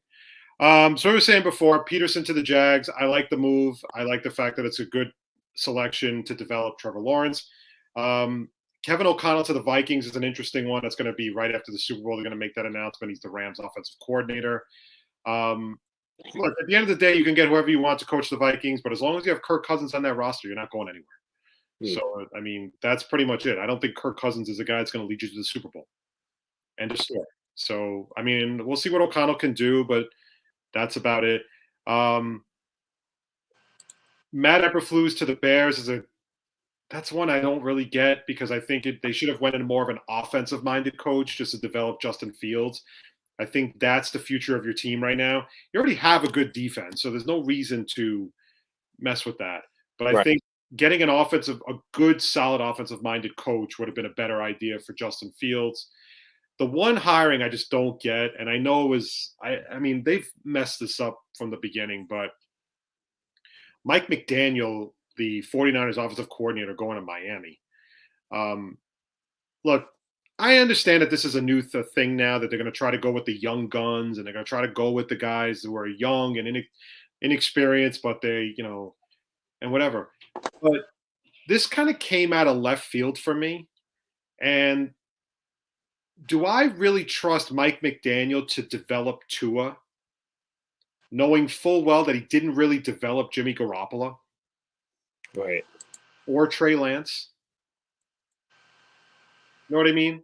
Right. No, I agree. I get you too, because it didn't make, like you said, it didn't make really any sense. Like, or maybe this is just what, maybe they're going to go away from Tua and get their own quarterback. But either way, though, you saw that this year with Jimmy G. Yeah, he got you to the NFC Championship game, but you never had the feeling that he was, the guy, and you never really. Unfortunately, you had to ride with Jimmy G this whole season, because he got you to the NFC Championship game. So we never really saw what we wanted to see out of Trey Lance this year. No, and you kind of had a feeling he was going to sit for a year anyway because that was just how it was going to be. I don't think Trey Lance was ready to start in any facet of a game. Right. And listen, the Niners did get to the NFC Championship game this year, so there's that. But I can't sit here and go and say, okay, Mike McDaniel's the guy that's going to lead the Dolphins to the promised land. And you're going up against Buffalo. Do you think Kyle Shanahan's going to let you take his coordinators with you? No. No. I mean, but my problem is that why would I expect, what do I think he can do for Tua that somebody like Brian Flores couldn't do for Tua?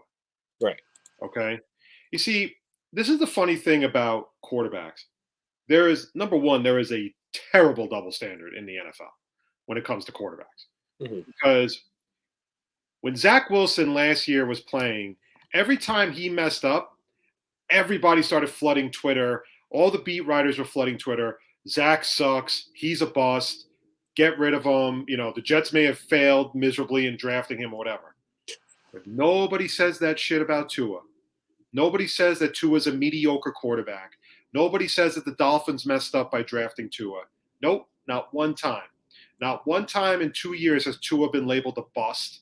Not one time has Tua been looked at as inefficient or overrated or anything like that. So you're going to tell me that Mike McDaniel is going to come into this team and learn and just magically turn Tua into a Pro Bowler? I mean, are you fucking kidding me right now? No, it's not going to happen. And I don't know what it is about some of these, oh yeah, like you mentioned, like they'll talk all this shit about Zach Wilson, then they won't say anything about Tua. It's so weird. And like you said, like Mike McDaniel really the best option when he couldn't really, help Jimmy G when he was with the 49ers? No. And the thing is, I'm not saying he didn't play a role in developing Jimmy G, but he didn't call plays. That was Kyle Shanahan. Yeah. I mean, how much did he really work with Jimmy Garoppolo? Right. Well, you could sit there and say, okay, Mike McDaniel makes sense. You're telling me that Miami was blown away by an offensive coordinator who doesn't call plays, and you're telling me this guy blew you away in an interview to the point where you wanted to give him the job? I mean, you see, like that doesn't make any sense to me. No, you're absolutely right. And the thing is like if that was the case, I would have just kept Brian Flores for another year. Why am I going to get rid of Brian Flores? But like I said, I was never a big fan of a lot of the coaching candidates that were out there. And to me, this is just an unexciting hire. I mean, this guy's never been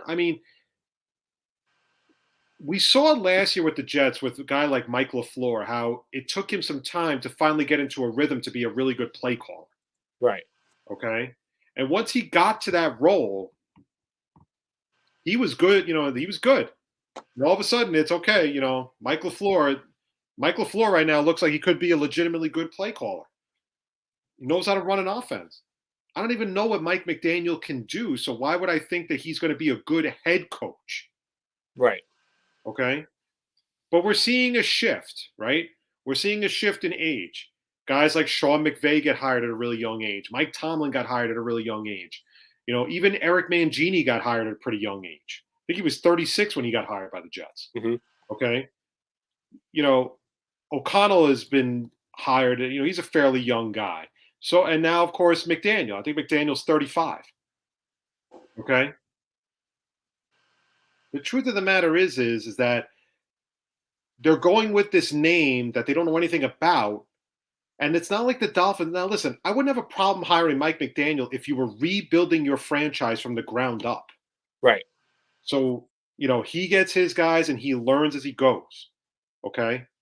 But the Dolphins were a contending team last year, and they still are a contending team. So you're going to take a coach that's had 2 straight winning seasons out and then replace him with, I'm sorry, a guy who is a relatively unknown. It's not Jim Harbaugh. It's not anybody on the level of a Bill Cowher, or it's freaking Mike McDaniel. And the thing is, we don't know anything about the guy. We know nothing about the guy. I mean, I think it's just a brutally bad hire. by the Dolphins because, again, it's like, why do I think that this guy can lead my franchise? Yeah, and it's not like he was a very, successful, offensive coordinator for many, many, many years, like an Eric Bieniemy kind of guy. He was only the offensive coordinator for the 49ers just this past season. That's it. That has been it. It's been real, like, But the thing is, like, when Saleh got the job with the Jets, they gave him a 5-year deal because they basically said, I need time to develop this thing. Mm-hmm. They gave Mike McDaniel a 4-year contract, which in layman's terms is a 2-year contract. Yeah. He's going to have 2 years to turn this team around, to get them to the playoffs. And I don't think the Dolphins are that good of a team. I think they are not as good as they're made out to be. They're okay. Like, that's it. I mean, they're okay. That's really it. So, I mean, the rest of the hirings overall, Peterson to the Jags, as we said, McDaniel to the Dolphins. The last job was given today by the Saints. They hired Dennis Allen, their defensive coordinator, to be their new head coach. Dennis Allen was not a very good head coach with the Raiders, but he was a pretty damn good defensive coordinator. So he was a good defensive coordinator with Denver. He was a good defensive coordinator for New Orleans. Unfortunately, that may be his peak, is that he's nothing more than a very good defensive coordinator, not necessarily a head coach. So, and the Saints are a team that are going to be $70 million over the cap, and they're going to be cutting a lot of players this year. They're probably not going to re-sign a lot of their guys. They can't really franchise anybody. So it's just, right now he's walking into basically a complete roster teardown. And that's it. I mean, they're not going to be able to trade for Russell Wilson. They're not going to be able to trade for Deshaun Watson or any big-time veterans. They can't afford it. Right. All right, let's go. Let's jump to basketball. We haven't really talked too much basketball on the show with the Nets and Knicks, of course. Trade deadline is this Thursday. There were some seeds supposedly being planted for a potential James Harden for Ben Simmons trade. That does not look like it's going to happen, as the Nets came out today and Nash came out yesterday saying that they're not trading James Harden and that apparently James Harden wants to stay. Klim, now you know why I don't like big threes. Now you understand. I've said it from the beginning, and, listen, I like having James Harden on my team, but I don't love what I had to do to get him on my team. I didn't love trading Karis LeVert. I didn't love trading Jared Allen and all those picks and pick swaps and all that stuff. Okay? Only for this guy in a year to say, I don't want to play here anymore. Yeah. Okay? So you know what? Ship him out to fucking Philadelphia to get Ben Simmons. And I have no problem with that trade whatsoever. I am perfectly fine with getting Ben Simmons. So if that's what it takes. And if it gets me a guy like Seth Curry, count me in. I'll take it. My friends were texting me about this, and they were just like, "Oh, what do you think?" Like, "Oh," I'm like, I'd rather not have Ben Simmons, but I love Seth Curry. So I mean, if that's what I have to take, I mean, maybe. But Ben Simmons' defense makes the Nets a better team already. And the thing is, they're not a good defensive team. They've gotten destroyed on this West Coast trip. Mm-hmm. They got destroyed by Utah. They got destroyed by Denver. They lost. Who else did they lose to on this road trip? They lost to freaking Sacramento by 10. Okay? I mean, it's inexcusable. And then you got to start looking at Steve Nash. And you got to be like, is this guy the right guy to coach my team? Yeah. Because it's getting to the point when the team starts losing that people like Kyrie Irving and people like James Harden and even Kevin Durant to an extent say, screw you, Steve. I'm going to do things my way. Yeah. Well, they're not going to listen to him. I mean, you know that I didn't really agree with the Steve Nash hiring when they did it, but if that's where it's going to be, because this team should be well endowed, ready for the Eastern Conference Championship every single year. And the fact they got bounced in the second round last year and they're on this skid now, you got to look at the head coach in a way, because you have arguably two of the top 5 players in the league with James Harden and Kevin Durant. And you have when Kyrie is playing, he's arguably one of the better. He's the top 10 guy in the league, so you should have more than enough to win with this team. And the fact that they're on this, 8-game skid, and the fact that they're not really looking at like a possible Eastern Conference Finals this year, it's a little concerning. I mean, but this is why I was not a big fan. I'm not a fan of the big three. And this is also, again, so basically this team only goes where Kevin Durant takes them. That's not what it was supposed to be like. Yeah. Well, God forbid you ask James Harden to take on more of a leadership role. He doesn't want to do it. So like I said, these guys are only, the minute these guys face some adversity, they want out. They're not interested. and then they want to go to the next big team and stuff because that's how they roll. That's exactly how they roll. I will not say that about Kevin Durant, 'cause I think Kevin Durant's been a warrior for the Nets. But guys like James Harden strike me as the kind of guys that the minute the shit hits the fan, they're like, we're done. I'm done. But yeah, Philly. He wants to go to Philly because it's the first place team. Yeah. Oh. But, the Nets have just not been very good. And, I don't have a lot of high expectations for them this season at this point. They might be active at the trade deadline. I don't really know who you could get rid of at this point because, you have three guys who are taking up the majority of their salary cap. And then you have other guys on minimums. LaMarcus Aldridge has been very good, but he's old. Blake Griffin has been good, but he's old. So, you have a lot of aging veterans on this team that can't make it through a full season. And then you got word that Joe Harris may need another surgery on his ankle. There goes his career. Yeah. So, because, once the ankle goes, that's it. You're done. You're not going to be the same player you were. So that's a big loss there too. Now the good news on it is it gives guys like Cam Thomas, Day'Ron Sharpe, and Kessler Edwards more minutes. And I think they've been actually pretty good players in their rookie season. So there's that. So I'll take that for the most part, but this season has been a bit of a wash, at this point. They're not going to be good enough to go anywhere. And if you can't beat the good teams in the NBA, you got no shot at winning a championship. And that was another one of their problems all season. They could beat up the easy teams. That's what they should be doing. They should be beating the easy teams.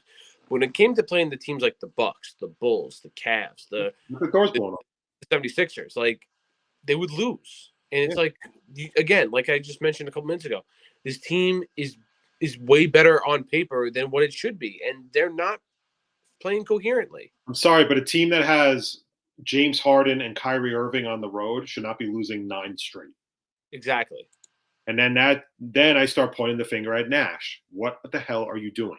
Exactly. Okay. Because that's what's ultimately going to happen. You'll see it. You'll probably see the stories in a few weeks. They're tuning Nash out. They don't want to listen to him. They're just doing their own thing. That's what always happens. That's the next shoe that drops. Yeah. Now, as for the Knicks are terrible. There's no getting around that. I think, how can I put this bluntly?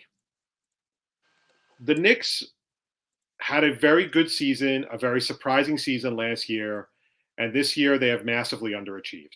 Mm-hmm. They massively underachieved because they brought back the same exact roster from last year. And as you saw, we're talking to Andrew Gross about the Islanders bringing back the same roster. It basically produced a different result, and that is the team is bad. Julius Randle now can't handle New York, can't handle the New York fan base, can't handle the New York pressure after signing a big deal, big contract. Evan Fournier has been okay. I'm not blown away by him. I wouldn't pay $72 million for him. So Kemba Walker is back to, he had 3 games in a row, I think, where he didn't score a point. That's pretty bad. Okay. As far as I'm concerned, the only thing Obi Toppin knows how to do well is dunk. I don't see him adding any type of, to the game. Mm-hmm. Mitchell Robinson's been a good center. I don't think he's been a great center. He had 8 blocks the other night, or last week, which I think is great. But more times than not, I think he's underachieved. But here's the worst part. You trade a first-round pick to get Cam Reddish, and he's not even playing. He's not even playing. Okay? And you know what bothers me the most with Knicks fans? Everybody thinks that the next big star is coming to the Knicks, right? Everybody thinks it. It started when it was Kevin Durant and Kyrie Irving. And even you and I were resigned to the fact that we thought they were going to the Madison Square Garden. We were stunned when they signed with the Brooklyn Nets, but I'm saying we were convinced they were going to Madison Square Garden. And of course, when they didn't, every fucking Knicks fan was like, I don't want him. He stinks. Good riddance. I'm fine with where we're going and everything. Okay? Those were the first 2. And it got better. Then all of a sudden, Zion Williamson was coming to New York. That he wasn't happy in New Orleans. Meanwhile, he hasn't been on the freaking court yet. Okay, with a foot injury. All right, I think he had to have another surgery on his foot. Okay, and Knicks fans right away. Oh, he's coming to the Knicks. Get ready. Zion's coming. Zion's coming. Zion ain't here either. Let's go forward. Luka Doncic was the next guy that everybody thought was coming to the Madison Square Garden. After the Mavericks got eliminated, and apparently he wasn't happy because, did you really think fucking Mark Cuban was going to let him leave? Okay? Did you really think that? Mark Cuban loves that team. He would never let Luka Doncic leave. Okay? But Knicks fans are like, yeah, we're going to get Zion, we're going to get Luka, and Randall's going to be here. It's going to be great and everything. What happened? Doncic signed a supermax deal. Okay, let's keep going. Damian Lillard was the next guy, right, Klim? Everybody was like, Damian Lillard's got to come here. Damian Lillard's coming to the Knicks. You'll see, you'll see, you'll see. Last time I checked, still in Portland. Okay, let's keep going. The latest name I heard, which made me laugh, Donovan Mitchell's coming to the Knicks. Here it is. Donovan Mitchell is signed, sealed, and delivered to the Knicks. It's only a matter of when, not if, and everything. And where are we at right now? Donovan Mitchell's still in Utah. And now the latest guy today was CJ McCollum. So we went from, let's recap, okay? Yes. We went from Kevin Durant, Kyrie Irving, Zion Williamson, Luka Doncic, Damian Lillard, Donovan Mitchell to CJ McCollum. Now, I'm not saying CJ McCollum is a bad player. I think he's a good player. But he's not the type of guy where I'm sitting there going, there's the missing piece. Right. Now, what makes this even more laughable for Knicks fans is they really fucking believe that it's going to be that easy to trade Julius Randle. They really believe it. They want him out now. Now he's done. He's gone. Everybody wants him out. The New York media hates him. The New York fan base hates him. But why would I want to trade for the guy? You just gave him a 4-year contract for over $100 million. Why do I want to put that on my payroll? Yeah. And what do you think? Do you think that the Knicks fan does the Knicks fan really think that they are going to get all these first-round picks from a team to get rid of Julius Randle's contract? That's not how it works in the NBA. This isn't freaking Major League Baseball. This isn't the NFL where you get draft picks for a player. In the NBA, you have to match up the salaries. So you're taking back somebody's shitty contract if you want to get Julius Randle off your team. Oh my gosh! Okay. It's a never-ending fantasy for Knicks fans. And why would I want to trade? Why the fuck would I want to trade for Evan Fournier's contract? Do I really want to take on 3 years and another like $60 million? I wouldn't want to trade for anyone on the Knicks except for RJ Barrett, maybe. But it's just so funny when Knicks fans are so delusional like this. And granted, yeah, after last season, Julius Randle deserved the contract he got. But now he's not playing up to that contract, and Knicks fans are turning on him, like the delusional people they are. And even like you mentioned earlier, what did Knicks fans really going to think when you added an injured player in Kemba Walker and a bench player in Evan Fournier? Did they really think like those two guys, those are the guys that are going to turn this team around, and we're going to be higher than a 5 seed this year? We're going to beat the Hawks in the first round. No. First of all, they got absolutely shitted in the first round of the playoffs last year. They got exposed immensely.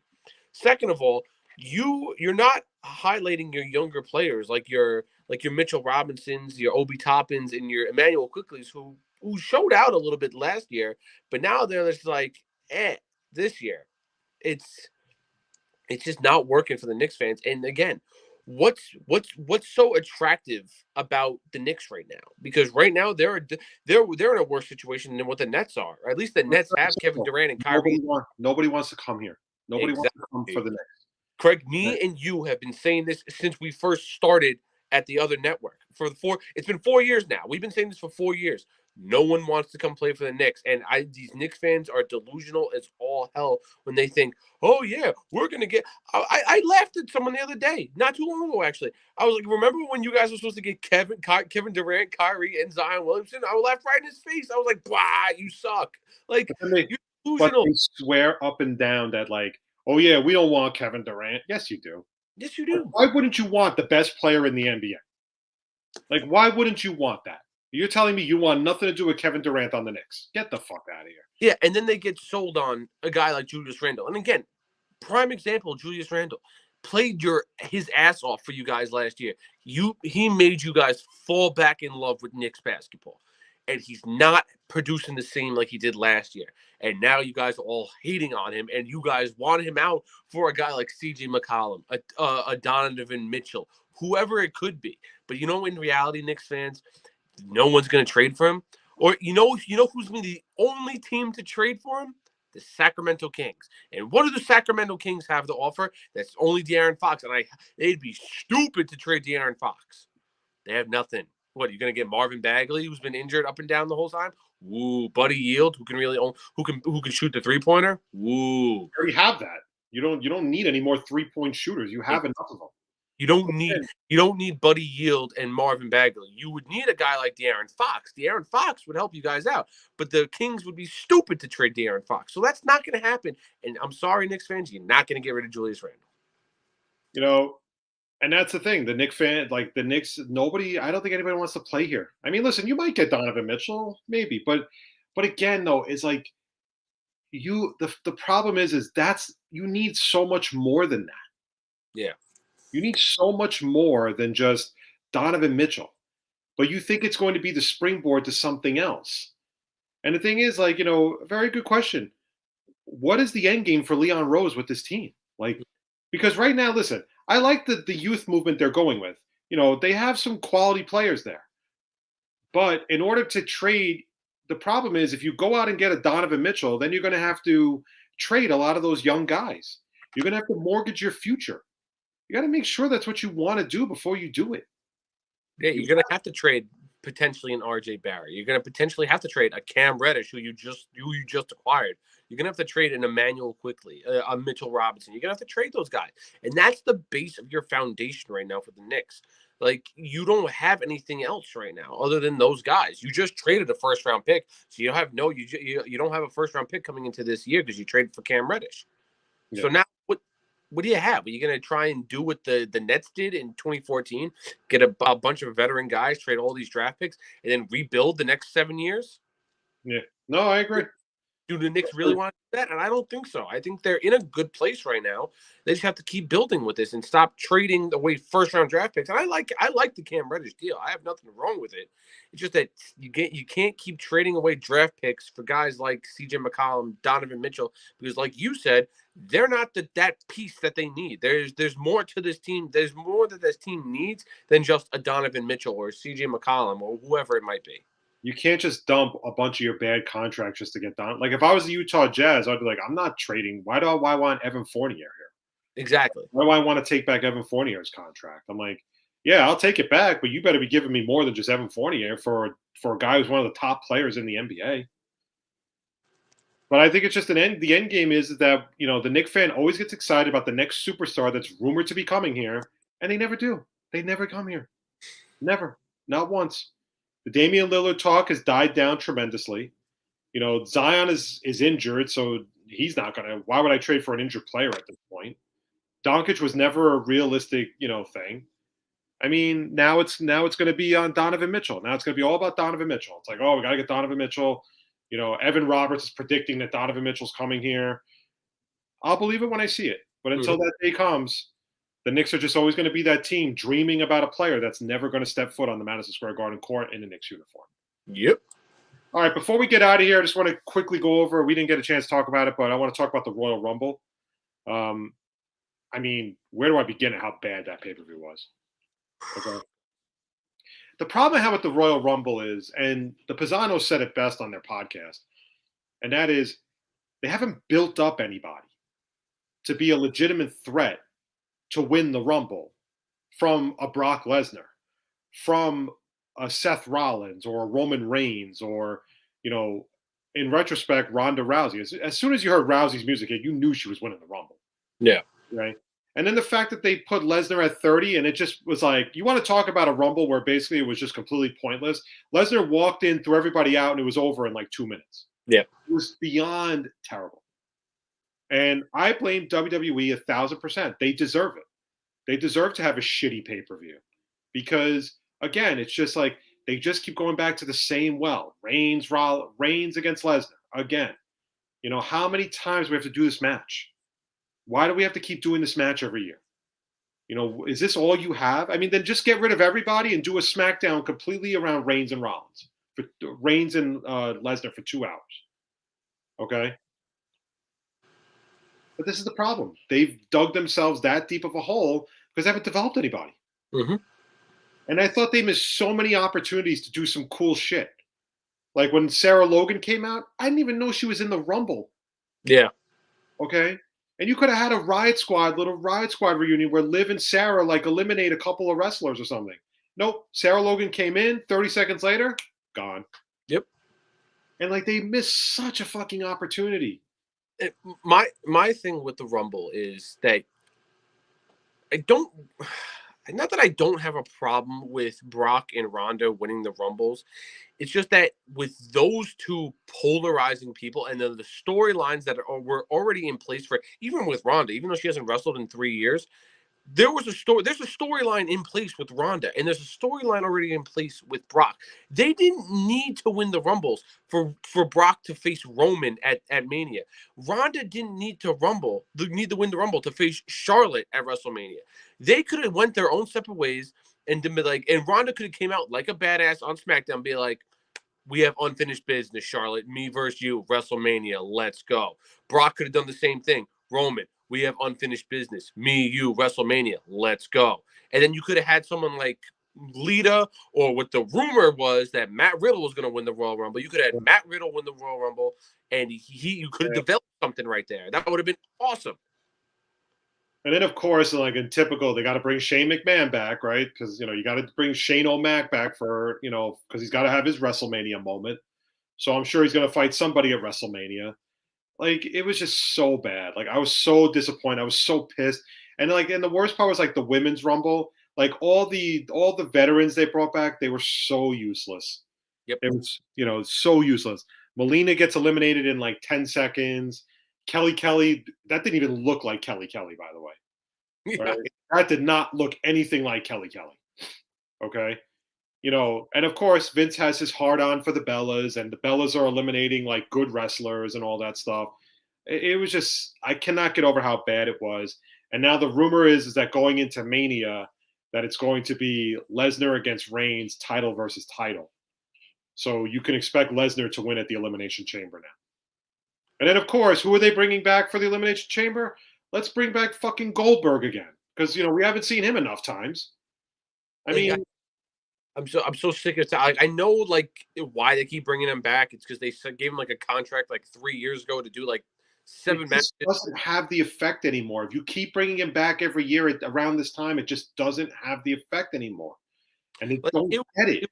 It was cool when he first came back, and it was like, oh shit, Goldberg. He won the title. So it was like, oh wow, he still got it. He's still unbeatable. But now we've seen him lose a couple times in between that time since he came back into now. It's like the mystique is kind of lost there. I mean, the thing is, Reigns is going to have to carry that whole match. Yeah. Elimination Chamber. There's no way fucking Goldberg's going to be able to carry that match. It's going to be a disaster. Yep. I mean, it was so bad because, again, the Rumble is an opportunity for like when they had Drew McIntyre eliminate Lesnar that year, that was like shocking. And that's what made that so good. And it's like they just went right back to the well, and they're going to have another fucking Reigns-Lesnar match. And the thing is, I didn't even understand why Heyman turned on Lesnar in the first place. Mm-hmm. I thought that was kind of stupid too. And then on top of that, it was like, they end, great match between Rollins and Reigns. And it ends with like, he wouldn't break the hold, and then he just beats him up with a chair for like, and that was just so bad. It was just like, it was so typical, terrible WWE storytelling. Like, it was just, oh God, I was so disappointed because the Rumble is my favorite event out of all the events. It's my favorite event. It is for a lot of people because the Royal Rumble, the match itself, is such a good match. Like you mentioned, it's a gateway to build up new wrestlers. They don't know surprises. They have nothing. They brought out the same people. They don't even have 30 women wrestlers anymore. You could have plucked women from NXT. Yeah, not a single NXT call up, which I'm stunned about. They usually you could have put Io Shirai in there. You could have put Dakota Kai, Raquel Gonzalez, even someone like Cora Jade. Like anybody would have been fine in that aspect. But you could have had like surprises, and you didn't even have any. It was so disappointing. They're just, it's not, I mean, I'm not surprised in a way because, this is how Vince operates. It's like, yeah, let's bring Melina back. For what? So she could do her big split? Because she wasn't a very good wrestler. And it's like one thing I picked up on during the broadcast, they didn't mention that Zelina Vega and Carmella were tag team champions until like Carmella got into the Rumble. Yeah. Vega comes out, no mention that she's one half of the women's tag team champions. It was just such a bad pay-per-view. Like I think the only cool thing about the women's Rumble, other than Ronda coming back, was that Mickie James got to come out with the Impact title and her Impact music. yeah, and that's fine, and I'm okay with that. I like that, but it was like, and you just see like how many guys they've completely ruined in that federation. Like, like I mean, Vince, he won't retire until he's dead, but he's got to retire. Like, I mean, his judgment is very poor. And again, to go back off the men's Rumble, when the Royal Rumble has always been this thing of, it's been like you mentioned, like a gateway to build up new wrestlers. And we've seen it in the past with a guy like Benoit, Rey Mysterio, Drew McIntyre in recent minds.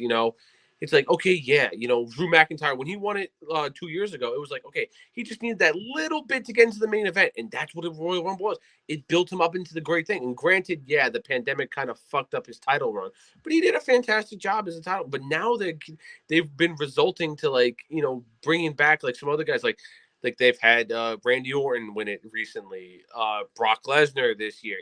They're not building up new wrestlers. Like, again, Riddle winning the Rumble. The story about what happened with Orton and McMahon at Shane at the Rumble. No, what happened? So apparently, like the Shane was apparently in charge of the booking for the Royal Rumble, and he did a really bad job because all the numbers got fucked up. So like that was part of it, but apparently they wanted Randy Orton to come out to Shane's music or something like that, and like Shane's music hit because the numbers got all screwed up. So the thing was, when Shane's music hit, they wanted Orton to run out, and Orton basically threw him out of there and said, "You better get the fuck out there." It's like you basically like yelled at him and said, I'm not coming out to your music. Like, screw you. And like it was a whole like shit show. Like the whole thing was a big shit show. But it was just. But then like on top of that, it's like you have Madcap Moss eliminating AJ Styles. Really? And the thing is like now you have Lashley wins the belt. The ending to that match was terrible. The camera angle of when Reigns came in, it was like you didn't even know it until Lesnar turned around, and they had such a close up of Lesnar on that camera angle. Yeah. And now it looks like Lashley's not even going to be champion by Mania. Nope. So, typical WWE. All right, I've had enough. All right, anything else before we get out of here? No, that's really it in the world of sports, I believe. Just really excited for the Super Bowl. Just can't wait. Yeah, I'm actually looking forward more to the halftime show than the actual game. That's what I'm excited. I'm excited. Like Dre, Eminem, and Snoop. I mean, count me in. I mean, I hate that the fact that sports gambling is at my fingertips right now. Like, I don't like it, but I know I'm going to bet a lot of money on the Super Bowl this year. So I will ask you, if you're a gambling man, you betting on the coin toss, heads or tails? What are you going? I'll go tails. Thank you. See, tails. That's what I said. Got to go tails. I'm also a very big proponent of my philosophy. Whatever I tell you, do the opposite. Oh shit! God damn it, Craig. I am not a gambler. I don't win money. I'll put it this way. I only do FanDuel now just to do lineups because that's all I really care about. Mm-hmm. I do the cheapest ones known to man. I do the nickel games. Right. I don't like losing money. So, and I just do it just so I can have fun putting lineups in. That's the only reason why I do it. I don't do it for any other reason now. I'm not under these delusions that I'm going to win $100,000 playing FanDuel because that doesn't happen. Personally, I don't think anybody wins that money. I think that's bullshit.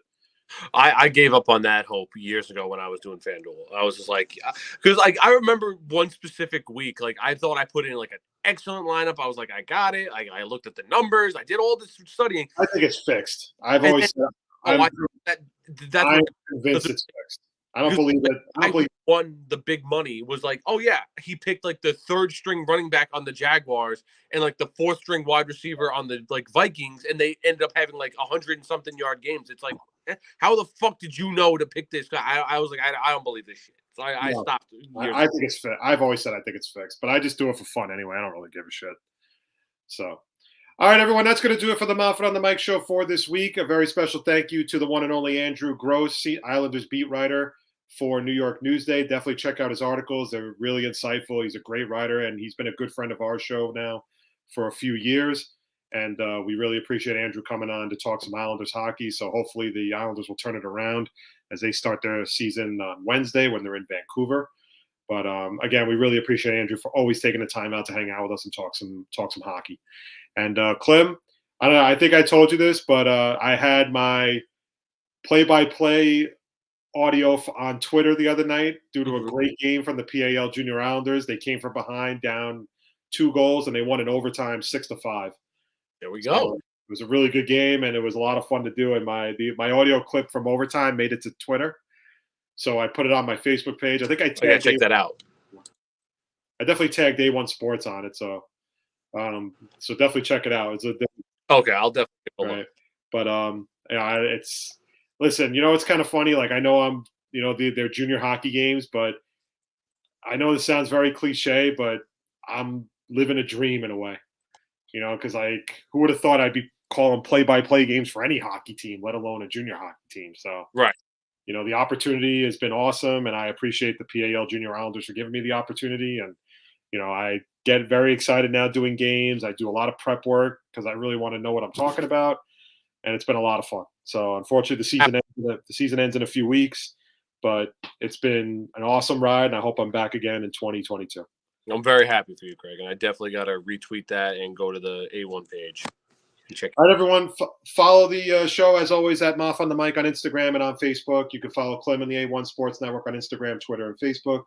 Klim, will we back next Monday or? Yes, we should be.